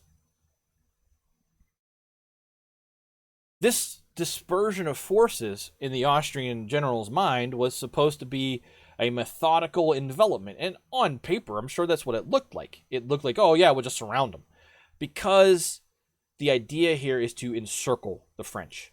They want to get behind them, force them into a central position where then all these divisions can close on them, and the French cannot retreat. They would be destroyed and forced to surrender outright. But what it did in reality is by taking 30,000 men and dispersing them into these 3 different columns, it negated their numerical superiority. And we've talked about this being a tactical blunder many times. The French have done it many times, where instead of just taking this hammer you have and going bam in the middle, breaking the line, which Napoleon's really good at doing, by the way. We'll find that out as we go here. Instead of doing that, stretching your force out to effectively match numbers is not an effective way to do things. It's one of the reasons the American Civil War casualties were so high, because everybody did it this way. Yeah, Napoleon is good at intentionally breaking up a single mass force. The Austrians did it to themselves. They just dispersed their forces voluntarily. So it just completely destroyed their numerical superiority, because not only did they disperse their forces, but they sent two different columns on these wide flanking maneuvers, especially the one to the west that's coming in from the rear. It took them forever to get there. And that forever to get there is going to be important. Also lending the French a helping hand was the fact that the center Austrian columns had to come up at them, across very rough terrain, which we depicted in the picture. It's one of the reasons I showed the picture. It's not a flat march. The French were on a plateau. And so the Austrians were having to come up these hills at them from basically every direction, which was really smart. And we're talking like goat paths here. Like there are no roads up to where the French are. There's no wide, even dirt roads. They're having to go up these winding paths, up these hills to get to where they're going as they come south from that main force. And as they came up these paths, they just didn't have any artillery with that division or that column. There just wasn't any artillery there. They had moved that out to the east. So it's basically an infantry charge up a goat path, up a steep hill against what is now a numerically similar force. It's just not smart. Still, even then, at around 9 a.m., the French center left. So where you see this kind of 4 blue boxes on the left side of that northern French line, it started to buckle a little bit. But by then, Napoleon's quick decision starts to pay off, and the division of 8,800 from Verona completed an overnight forced march through a snowstorm. And Napoleon fed them right into that weakening line up north. 8,800 new troops now. The French are starting to gain numerical superiority, and their line is bolstered. But, yeah, pretty much it's over Austria. I have the high ground. Ground matters so much in these older infantry battles. But just as Napoleon started to stabilize, now on site, stabilize the center of the attack, the 14,000 Austrians sent to attack the French right flank, so over there by the river, they showed up. But critically, this force coming in from the right for the Austrians was divided between about 5,000 dragoons. And for those of you that don't know what dragoons are, they're kind of a successor to the idea of a hussar in a way, a mounted, multi-purpose soldier where they can function as infantry by dismounting. They carry guns. They're cavalry, but more. So it's 5,000 dragoons and then infantry on the near side of the river. So the forces that are on the north side of the river over there, that's the dragoons and the infantry. And then on the other side of the river is where a 9,000 man supporting artillery army was. So it's really only 5,000 troops over there with artillery and support. Then the 5,000 men had to charge out of a steep ravine that was over on the right side to reach the French position at the plateau. So it's ground even worse than the north front for the Austrians, or the north flank for the Austrians, the main flank. They're not coming up Goat Pass. They're storming up out of a freaking crevasse, a deep ravine. Bonaparte sees it coming, reorganizes his lines, and concentrates heavy fire on the 5,000 men trying to come up out of the ravine. And he repels them because it was really bad ground for them, and they just scatter in disarray. Because Napoleon, at the end of the day, and we're going to say this 1,000 times as we talk about the man, is an artillery officer at heart, and a very good one. And he just rained his artillery down on these 5,000 men coming out of the ravine before their artillery could ever get in position to support them.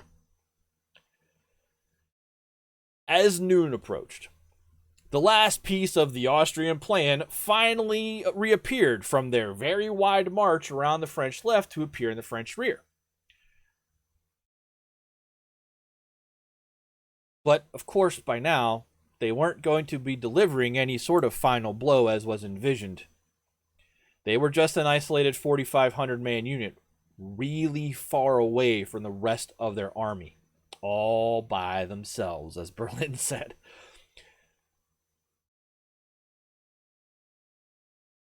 So, to add to that as a problem, this is precisely when that second wave of French reinforcements, that 4,000 man reserve force, comes up from the south, behind them. So you have to imagine that the 4,000 man reserve force that's out there for Napoleon is coming in from this direction. It's really bad for those 4,000 Austrian guys, or however many, 4,500 Austrians. So now that Austrian force that's down there on the left is stuck.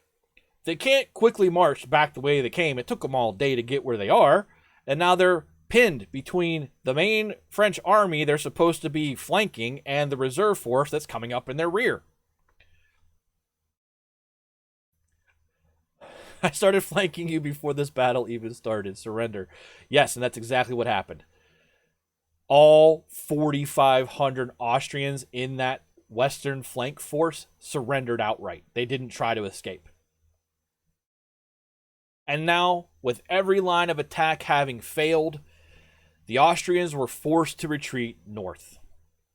This is the important part. The Battle of Rivoli is over, right? The Austrians are like, welp, that didn't work out so well. We're out of here. Napoleon was not about to let them escape this time. He knows now. He has defeated this army decisively. It wasn't a by the skin of my teeth like the last time. He knows he owns the field in this instance. And the next day, as the Austrians begin their retreat, he divides his army in two. Half of them are ordered to pummel and overwhelm the retreating Austrians who are moving slower than Napoleon's army.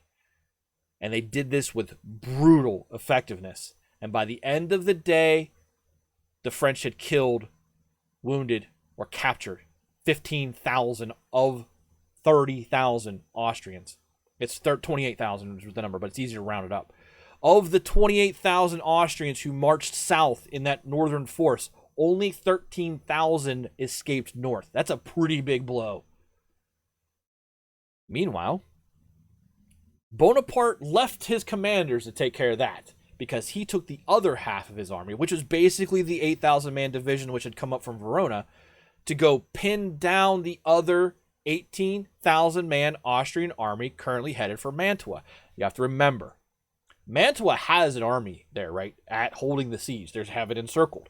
And what Napoleon is going to do is let the Austrians come in on them and then come in behind them, so he has their line pinned between two of his armies. It's pretty smart. Bonaparte led this division on a march that carried them, and get a load of this, 29 miles in 24 hours. This is after they had forced marched themselves overnight from Verona, overnight in a blizzard, fought at Rivoli, and then marched 29 miles in 24 hours to pull this off. That's a hell of a commander. To get your troops willing to do that is extreme belief that they trust you. They did not get between the Austrians and Mantua, and as I said, they did something even better. They got behind them.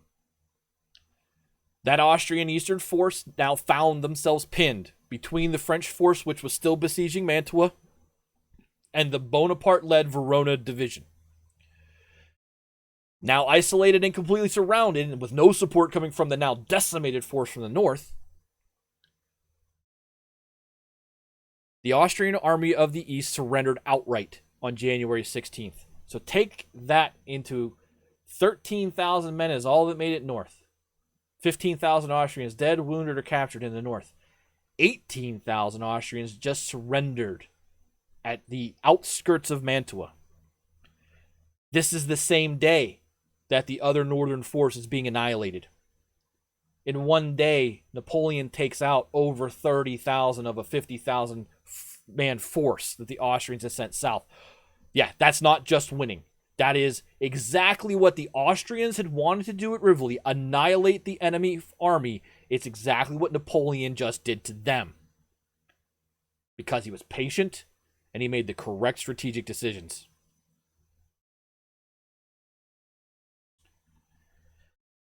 Now, the garrison inside Mantua could see what was going down outside their walls, and they still managed to hold out for a couple of more weeks, but it was clearly now futile.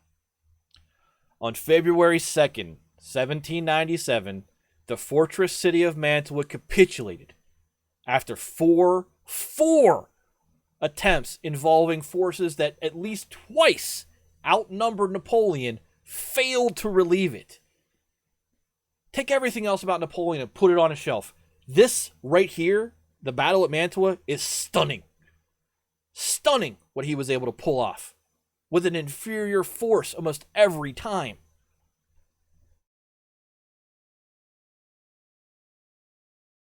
It takes an understanding of what Napoleon did in terms of not just being a field commander, but being a correct strategic leader. This is where you can point at him and go genius. It might have been luck once. It's not luck when you do it 4 times. The defeat at Rivoli and the fall of Mantua were debilitating blows to the Austrian fortunes in Italy. Last year, in the fall, they had kind of gotten away with the bulk of their forces and then come back again. This time, that's not happening. The Austrians still have a Rhine problem, and they can't just keep funneling 50,000 men south every couple of months to try to do something about Napoleon. The battle at Rivoli cannot be understated for how important it is, not only for the War of the First Coalition, but for Napoleon. Napoleon as a larger-than-life kind of man. This is the fight. He got his name, whoa, look at what he's doing in Northern Italy. Then it's, holy crap, look at what just happened in Rivoli. This is why the Directory saw what happened in Ireland, was kind of like, well, okay, wow. And at the same time as they look down at Italy. Once Napoleon becomes emperor and he has massive urban renewal plans as part of being emperor, which we'll talk about when we get there. It's one of the things that makes him very interesting and important, because it's not just about him conquering Europe. It's about a lot of the domestic things he did. But once he starts his urban renewal plan in Paris, one of the new major streets he ordered constructed through the very heart of Paris was named after this battle. And that's why if you go to Paris today, you will find yourself, if you're in the city center, always kind of around the Rue de Rivoli, because he named it after this. After capturing Mantua, the still very young General Bonaparte didn't really even take any time to consolidate his position in northern Italy. Instead, as we will get into next episode and the succeeding episodes, he will set out on an audacious march aimed straight at the Austrian capital of Vienna. Who the heck thought we'd be here when he took over the worst army in Italy like less than 2 years ago, a year and a half ago? Within 2 months of what we just described, the Austrians will arrange for an armistice. That's not a peace treaty. That is a ceasefire, which will set the stage for the final treaty negotiations with the Austrians at Campo Formio. I cannot stress enough how important the treaty negotiations of Campo Formio will be, because Napoleon will consistently point back to it and say, if you just do this, do this, do this at Campo Formio like we'd agreed, we can have peace. He will consistently point to Campo Formio and say, I don't know what the Austrians are doing. You guys said this was a good idea when the War of the Second Coalition starts. Just do Campo Formio and we can have peace. So when we get to Campo Formio and discuss its terms, pay some special attention to it. But when these treaty negotiations at Campo Formio begin, the War of the First Coalition, a war which had been going since way back in the spring of 1792, and has been with us on our narrative since Remember to clonk that follow button. Since Jacques-Pierre Brissot and the warmongering Girondins came to power in the Legislative Assembly and done so much to determine the course of the French Revolution, the War of the First Coalition will close because there will be no coalition anymore. There will just be the British. And as we will see, while Bonaparte was winning the war for France effectively, the Directory was facing a very concerted attack on its own legitimacy. As we roll into the next episode, we will talk about this. The first round of free elections in the spring of 1797 will be a disaster for the incumbent, more liberal centrist regime, leading to a 6-month standoff between the Republicans and the monarchists, which was finally ended in September 1797 when the Directory launches what is known as the coup of Fructidor. We will get into the coup of Fructidor and Napoleon's advance targeting Vienna, and the Austrians going, yep, uncle, we've had enough, in the next episode. Yeah, just the British, man. I mean, think about this. This was the Austrians, the Spanish, the Prussians, and the British as 4 major forces. The Dutch were in there too for a while, helping the British. And now it's just the British. Or will be very soon, just the British. That's nuts! France! This is why the levée en masse and the amalgame is world-changing.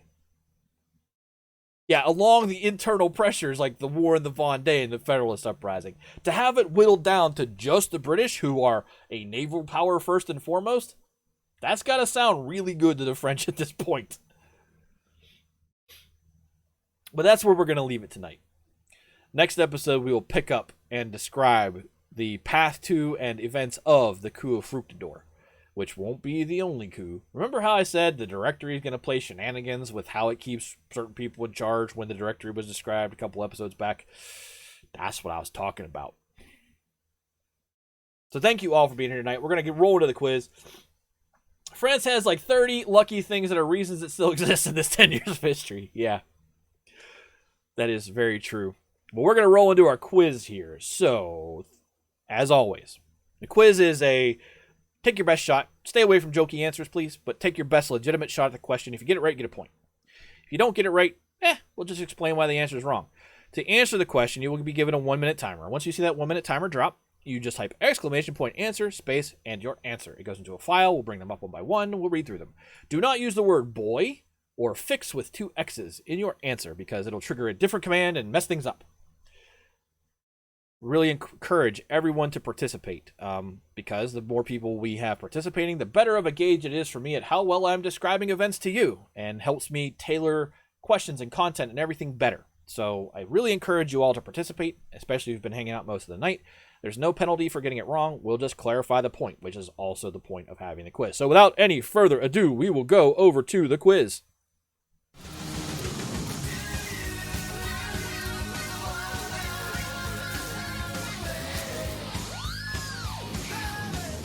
Alrighty. That's the question from 2 weeks ago. As always, we just leave it up there so we can clear it off.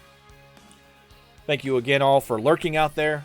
There's a lot of people hanging out. I really do appreciate it. Hopefully you've learned something tonight. If you're interested in the entire series, go to that link. That's out there on YouTube. That is the playlist for the French Revolution, Season 1 of Fixer's Heavy Metal History, of which we are now at episode 38 of 45. It feels nice to be able to say I know what number we should end on. But the first question tonight is, who landed on the French West Coast in late 1795, hoping to leverage the insurrectionists of the West as a launch pad for a restoration of the monarchy?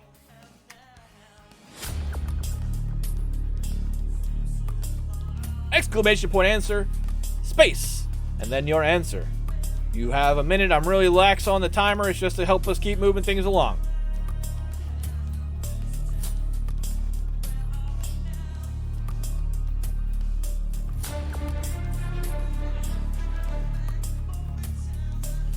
Rocket, Gilly are in. 30 seconds left.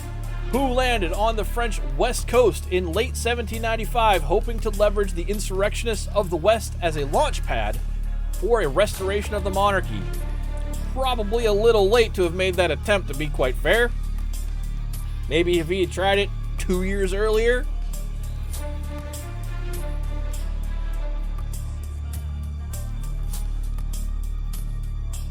Berlin is in.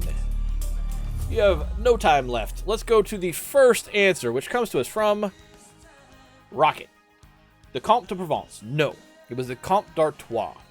It was the younger brother. The Comte d'Artois attempted to land. By this time, by the way, the Comte de Provence is such an obese specimen of a man, there's no way he could have landed. By the time he becomes King Louis XVIII during the Restoration, he will be nearly like wheelchair bound due to how bad of a physical shape he is in. But it is the Comte d'Artois. The next answer comes to us from Gilly, the Comte d'Artois. Yep, that is correct. The next answer comes to us from Berlin, I believe. I wasn't here, but there was a lot of Austrian talk, so Austria. No, we were talking about the Comte d'Artois in late 1795, basically as Lazare Hoche was wrapping up the war in the Vendee. The Comte d'Artois landed with a couple thousand sword nobles and tried to get something done, and then said, uh-oh, and got the heck out of there really quick. Do you like my profile picture, boss? I can't see your profile picture, Sandy the Bull, but thank you for asking. The next question. Following Lazare Hoche's victory and conclusion of the war in the Vendee, what decision was the Directory faced with? What military decision was the Directory faced with? Let me rephrase that. What military decision was the Directory faced with?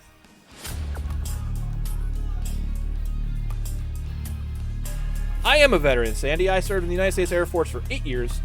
I was a forward air controller. I got to go to such beautiful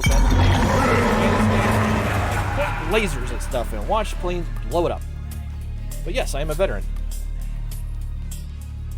And normally we donate our bits, subs, and stream loots to veterans causes, but right now we're redirecting that money to the Ukrainian Red Cross. Dr. Death with a resub, 23 months in tier 3. Thank you, Doc.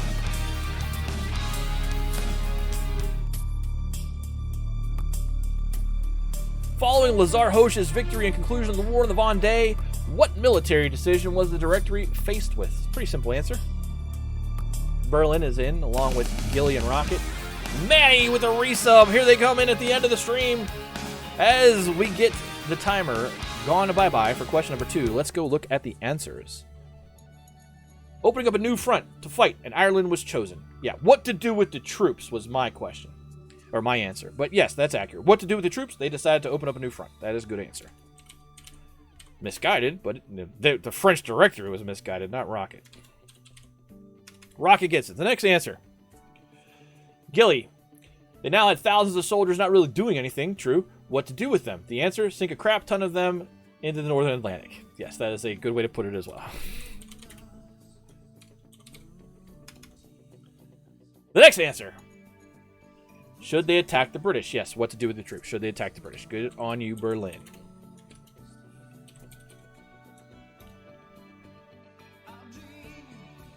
But bro, I thought in the Army you wasn't supposed to have a beard, only clean shaved. Well, I said 8 years. I didn't say when. I entered the Air Force, not the Army, Sandy, in 1998 when I was 21 years old. And I got out in, what, 2006? Late 2006. It's okay, Gilly. I'm willing to answer the questions for anybody that wants to know. I've worn a beard ever since then because I don't want people to see me as military. I have a very military bearing, but I want to look civilian. So, also on that note, forward operators don't really have to pay that much attention to dress and appearance standards. It's an ASC 362903 is the Air Force regulation that covers dress and appearance. You're welcome, Berlin. You can go look that back up because I know I'm right on that. And when you're forward deployed, people really don't care if you shave that day.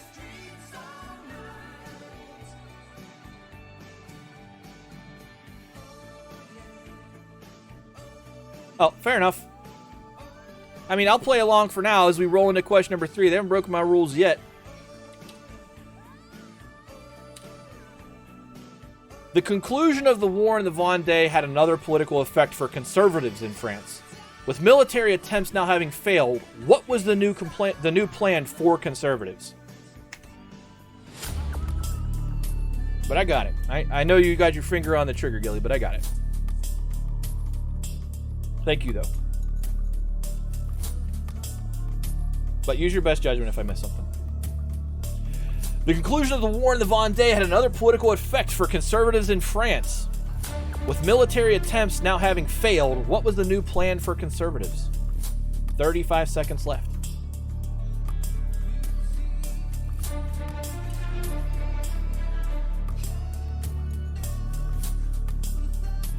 Gilly is in. Rocket is in with 15 seconds left.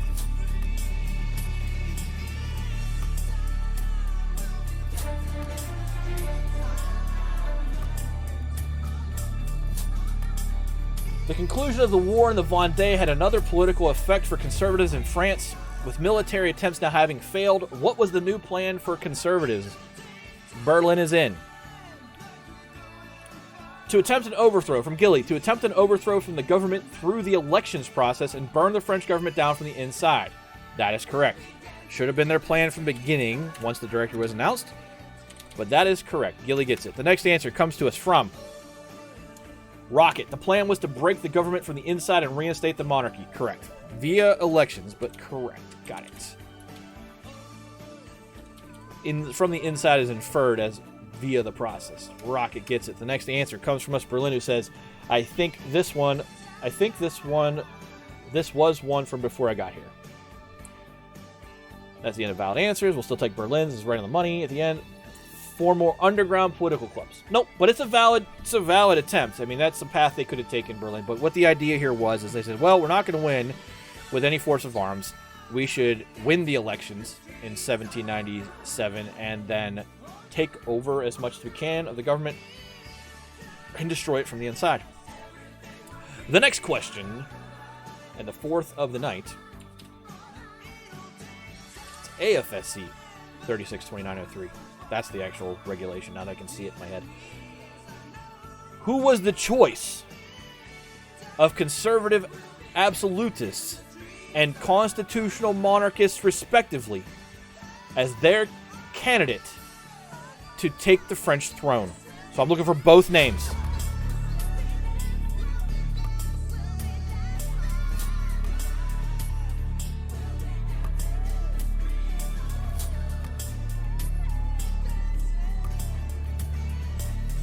Who was the choice of conservative absolutists and constitutional monarchists, respectively, as their candidate to take the French throne?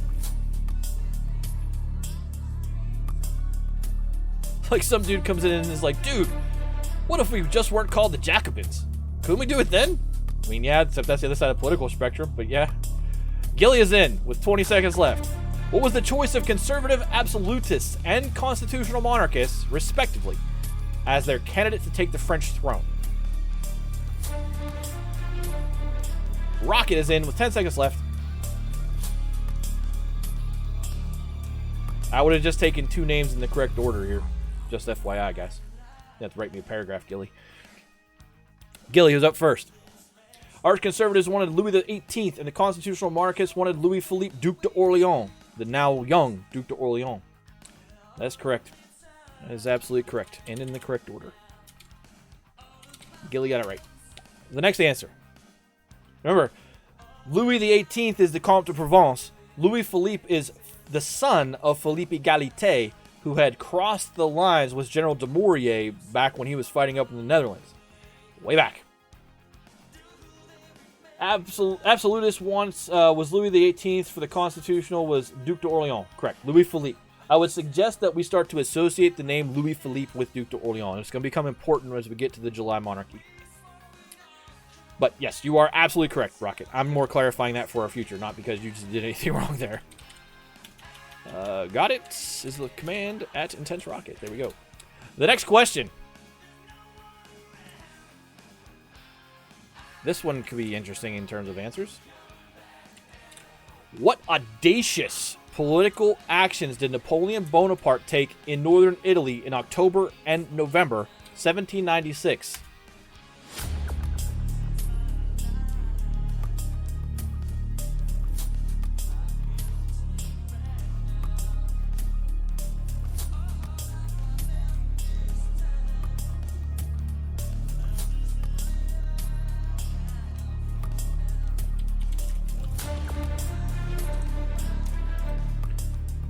What audacious political actions did Napoleon Bonaparte take in northern Italy in October and November 1796?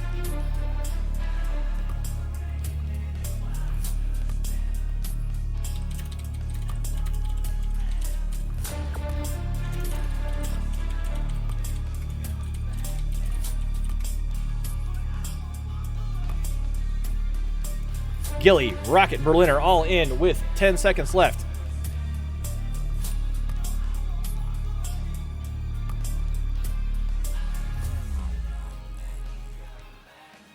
Time is up. The first answer from Gilly. He organized the conquered territories of Italy, northern Italy, into little governments of their own, modeled after the Directory, made to stop local uprisings and supply his army. Yes, the answer here is he created the Cispadane and Transpadane republics, which he had zero authority to do as just a general. He had zero authority to re-amalgamize all these little duchies into republics with new governmental systems, but he did it anyway. And to be weird about it, the Directory didn't stop him, because several months later, what's he do? He drives the Austrians out of Italy and opens up a lane to Vienna. But Gilly gets it.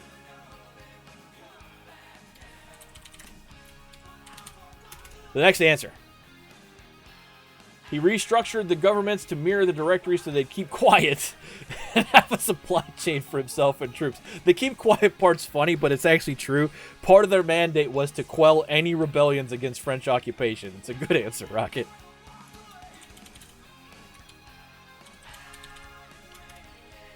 The next answer, I believe, is from Berlin.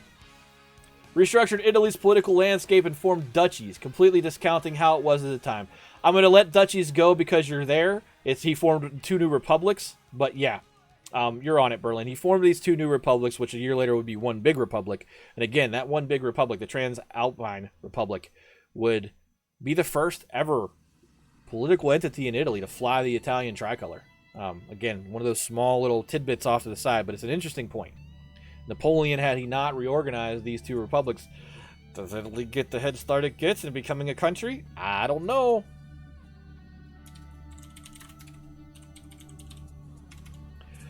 All right. The next question. That is exactly how you spell Cispadane. Very good, Berlin. What critical factor caused Napoleon's defense of his siege at Mantua to get off on a really bad foot in November 1796? So this is the 3rd attempt to relieve Mantua. What critical factor caused Napoleon's defense of his siege at Mantua to get off on a really bad foot in November 1796?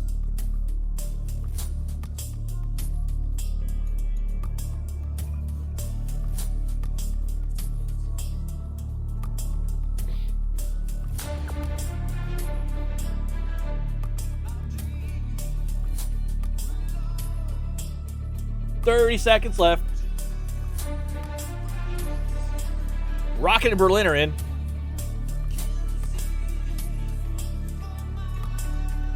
Good to see people paying attention. Gilly is in with 20 seconds left. What critical factor caused Napoleon's defense of the siege at Mantua to get off on a really bad foot in November 1796?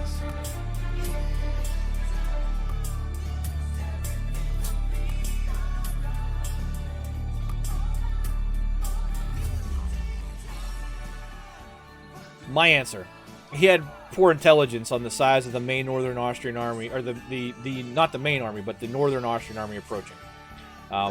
That was part because he had bad intelligence, and part because the Austrians were taking really good steps to mask their numbers. First answer. Horrible reports from scouts to report correct troop numbers. Yes. That'll get the job done, Rocket. He didn't know where to send his troops, basically, because he couldn't assess the size and disposition of the armies. Which was exactly what it did the following spring at Rivoli. He had bad information as to the size of the Austrian forces. Correct, Berlin. Berlin at 8 points. Well done. Gilly says the Austrians had concealed their numbers. Yes, that is also part of it. At the end of the day, it comes down to Napoleon could not correctly assess the size and disposition of the northern Austrian force. He thought in this attempt to relieve Mantua, it was the larger force, and it was not. And it caused him to misplace his 4 divisions, which would then become 3 divisions because he lost so many troops.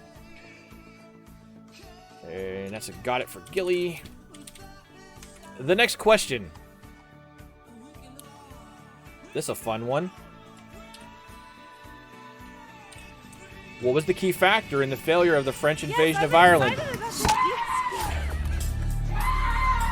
What was the key factor in the failure of the French invasion of Ireland?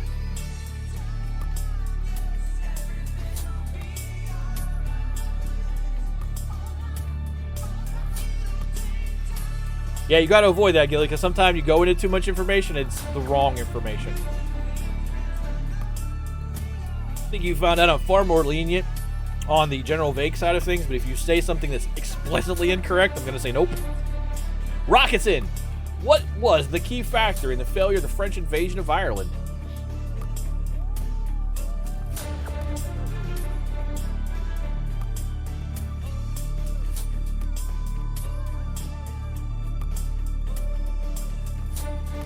Berlin is in. Gilly is in. Rocket is in with 8 seconds left. This should be one that should be pretty easy. What was the key factor in the failure of the French invasion of Ireland? The first answer. Rocket. Really bad weather in the English Channel. Yes. Completely destroyed all French hopes of landing. The next answer. They launched the invasion during the winter, leading to terrible weather that split their forces and sank ships multiple times. Yeah, the weather is the answer.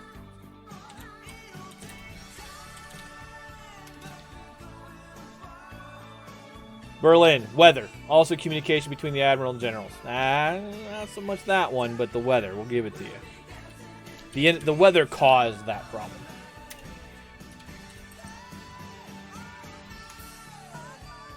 The next question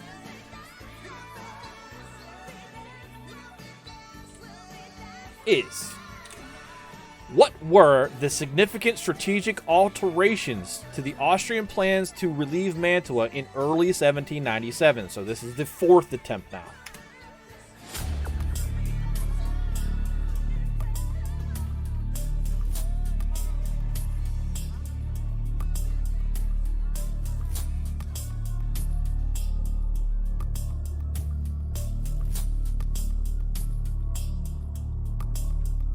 What were the significant strategic alterations to the Austrian plans to relieve Mantua in early 1797? 1797. Hard to believe we're in 1797, yeah? Really started talking about this in 1789. We're rolling up quickly to 1799. We still have to go to Egypt, though. Gilly, Berlin are in with 10 seconds left.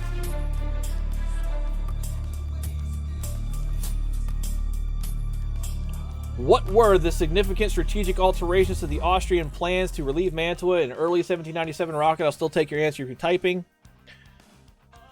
For another 10, 9, 8, 7, 6, 5, 4. Okay, you're out of time. Gilly. Each army would operate independently, not requiring communication, and they would reverse the front where the main force was located. Yes. First is they would switch which army was the main force. The main force would now come from the north. And the other big one was they would not require the two armies to coordinate their movements or actions. That was the big deal. Still didn't work, but it did free them up to be a little bit more independent. The next answer. Armies were independent and also further split into smaller forces right before the key battle. That actually is the second part at Mantua. Yeah, the armies were independent as one. Yeah, we'll give that to you, Berlin. It shows you're paying attention.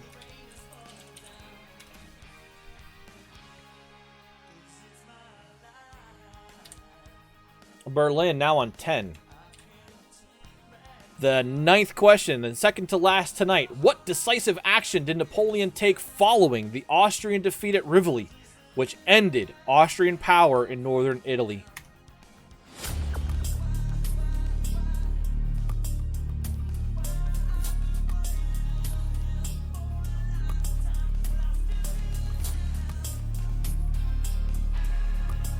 You're good, Berlin. I can tell you're following along, and that's the part I care about for a correct answer. What decisive action did Napoleon take following the Austrian defeat at Rivoli, which ended Austrian power in northern Italy? The battle was decisive, but what he did after is really important. 20 seconds left.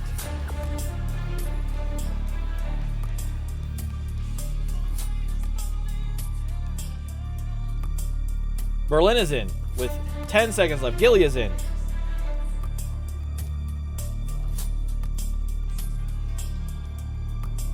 All right. First answer comes from Berlin. He immediately, without rest, clonk that follow button. Marched his 8,000 troops up behind the other Austrian force, sandwiching them. Yes, you're on concept. The idea here is that he ensured the total annihilation of the Austrian force. He didn't allow them to retreat as he had done the prior fall because he was in no position to. He ensured that he destroyed the Austrian ability to make war in Italy. Took away 40,000 troops. Big deal. Yeah, you got the gist of it. That's one of the two elements, but yes. You were more specific than I was requiring. Gilly. He split his forces in half, with half harassing the retreating forces and the other half pushing to flank the Eastern Austrian army, forcing the entire army to surrender. Yep, Berlin remembers now. He went north too. No delay. Go get him. That is also correct, Gilly. The last question tonight, I will take simply season and year as an answer. You don't need to be specific about a date. When did the War of the First Coalition begin? Because now it's about to end. Yeah, strike first, strike hard, no mercy, sir. Any opportunity to destroy your enemy's ability to fight should be taken if you are capable of doing so. I'm pretty sure it's a paraphrase of Sun Tzu.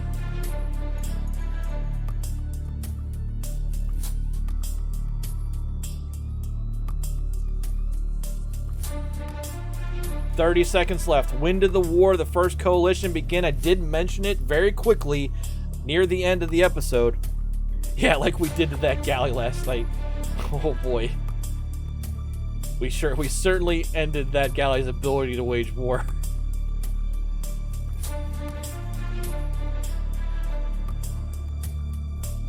When did the War of the First Coalition begin? It was started by France. France's saber-rattling got it going. The answer is spring 1792. Back when the Girondins and Jacques-Pierre Brissot were like, war will be the thing that unifies France. And at the end, they weren't wrong. It just was a lot of French blood internally before they got to this point. and it looked really stupid at the time. Berlin, 1792. I will take that.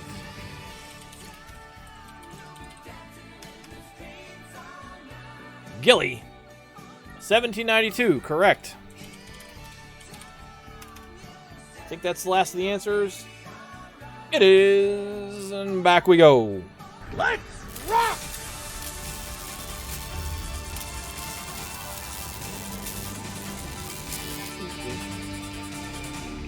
Alrighty. So that is episode 1.38. Seven to go. 7 episodes left in season 1.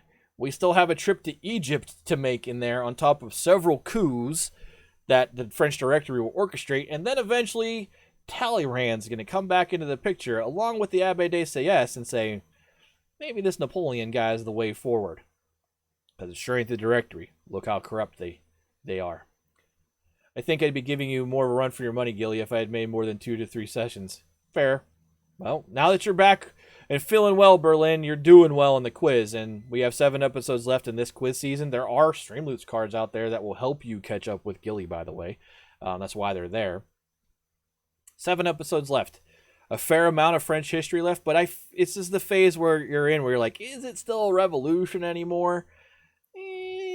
Not really, but we have to bridge the gap to Napoleon, and that's what the next 7 episodes are really about. His continuing successes and some failures, as well as the course of the French governmental system, which eventually will collapse and put Napoleon in power. We're not going to crown him emperor this season. That's where we will basically lead up to starting in season 2. By the way, I feel like, based on the calendar, I'm not taking Memorial Day weekend off, because I know I've historically taken those days off, just to give everyone the kind of holiday weekend. I'm not, because I just took 2 weeks off, which were unavoidable. So I will do 7 more straight. I believe the date is June 24th, or the week of June 20th should be the last week. That Saturday, this 27th. Then I will take 6 weeks off, because I fell behind on my Napoleonic reading with my dad getting sick, and I need that time. I was planning on taking a month. It just so happens that the month off here also falls in line with my birthday, which I have a vacation planned for. So we're going to start season 2 the beginning of August. So we'll end it near the end of June. We will start back up at the beginning of August with the Napoleonic Empire period, effectively, basically everything after the coup of Brumaire, leading up to the Treaty of Vienna. Napoleon as a character is awesome, just because he's so interesting as a genius mind.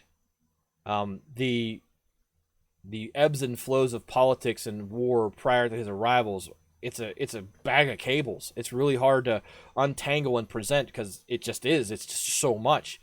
Napoleon allows us to narrow our focus eventually, and we're starting to feel that narrowing now, where we can really zero in on what he's doing, because it will be the primary motivator of everything.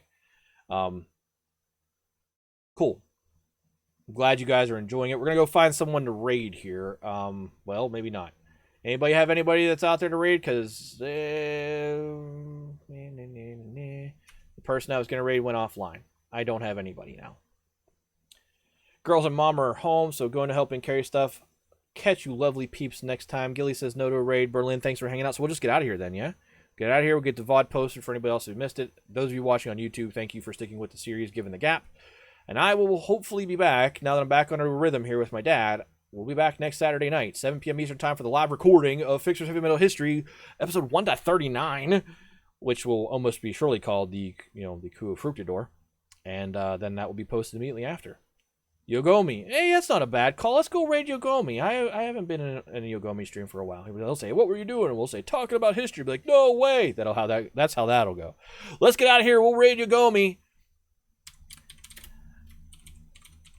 He is a music and video game player. Good guy. Give him a follow. Give him 10 minutes of your time. But we're out of here. Have a great night, and I will talk to you all later. Don't forget, hang out with Odd Dustin Monday to Friday, 7:30 a.m. to 10:30 a.m. Eastern Time. He's playing some weird indie game and complaining about it. I don't know.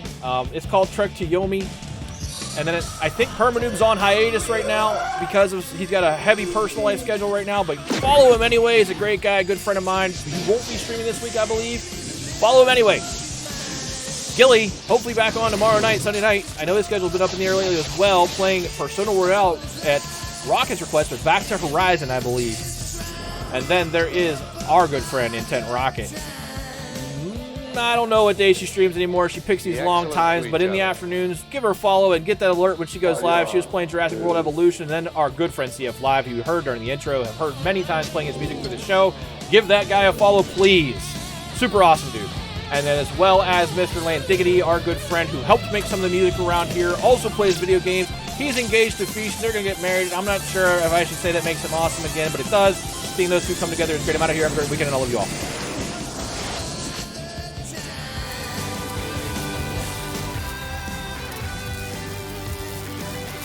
Be excellent to each other.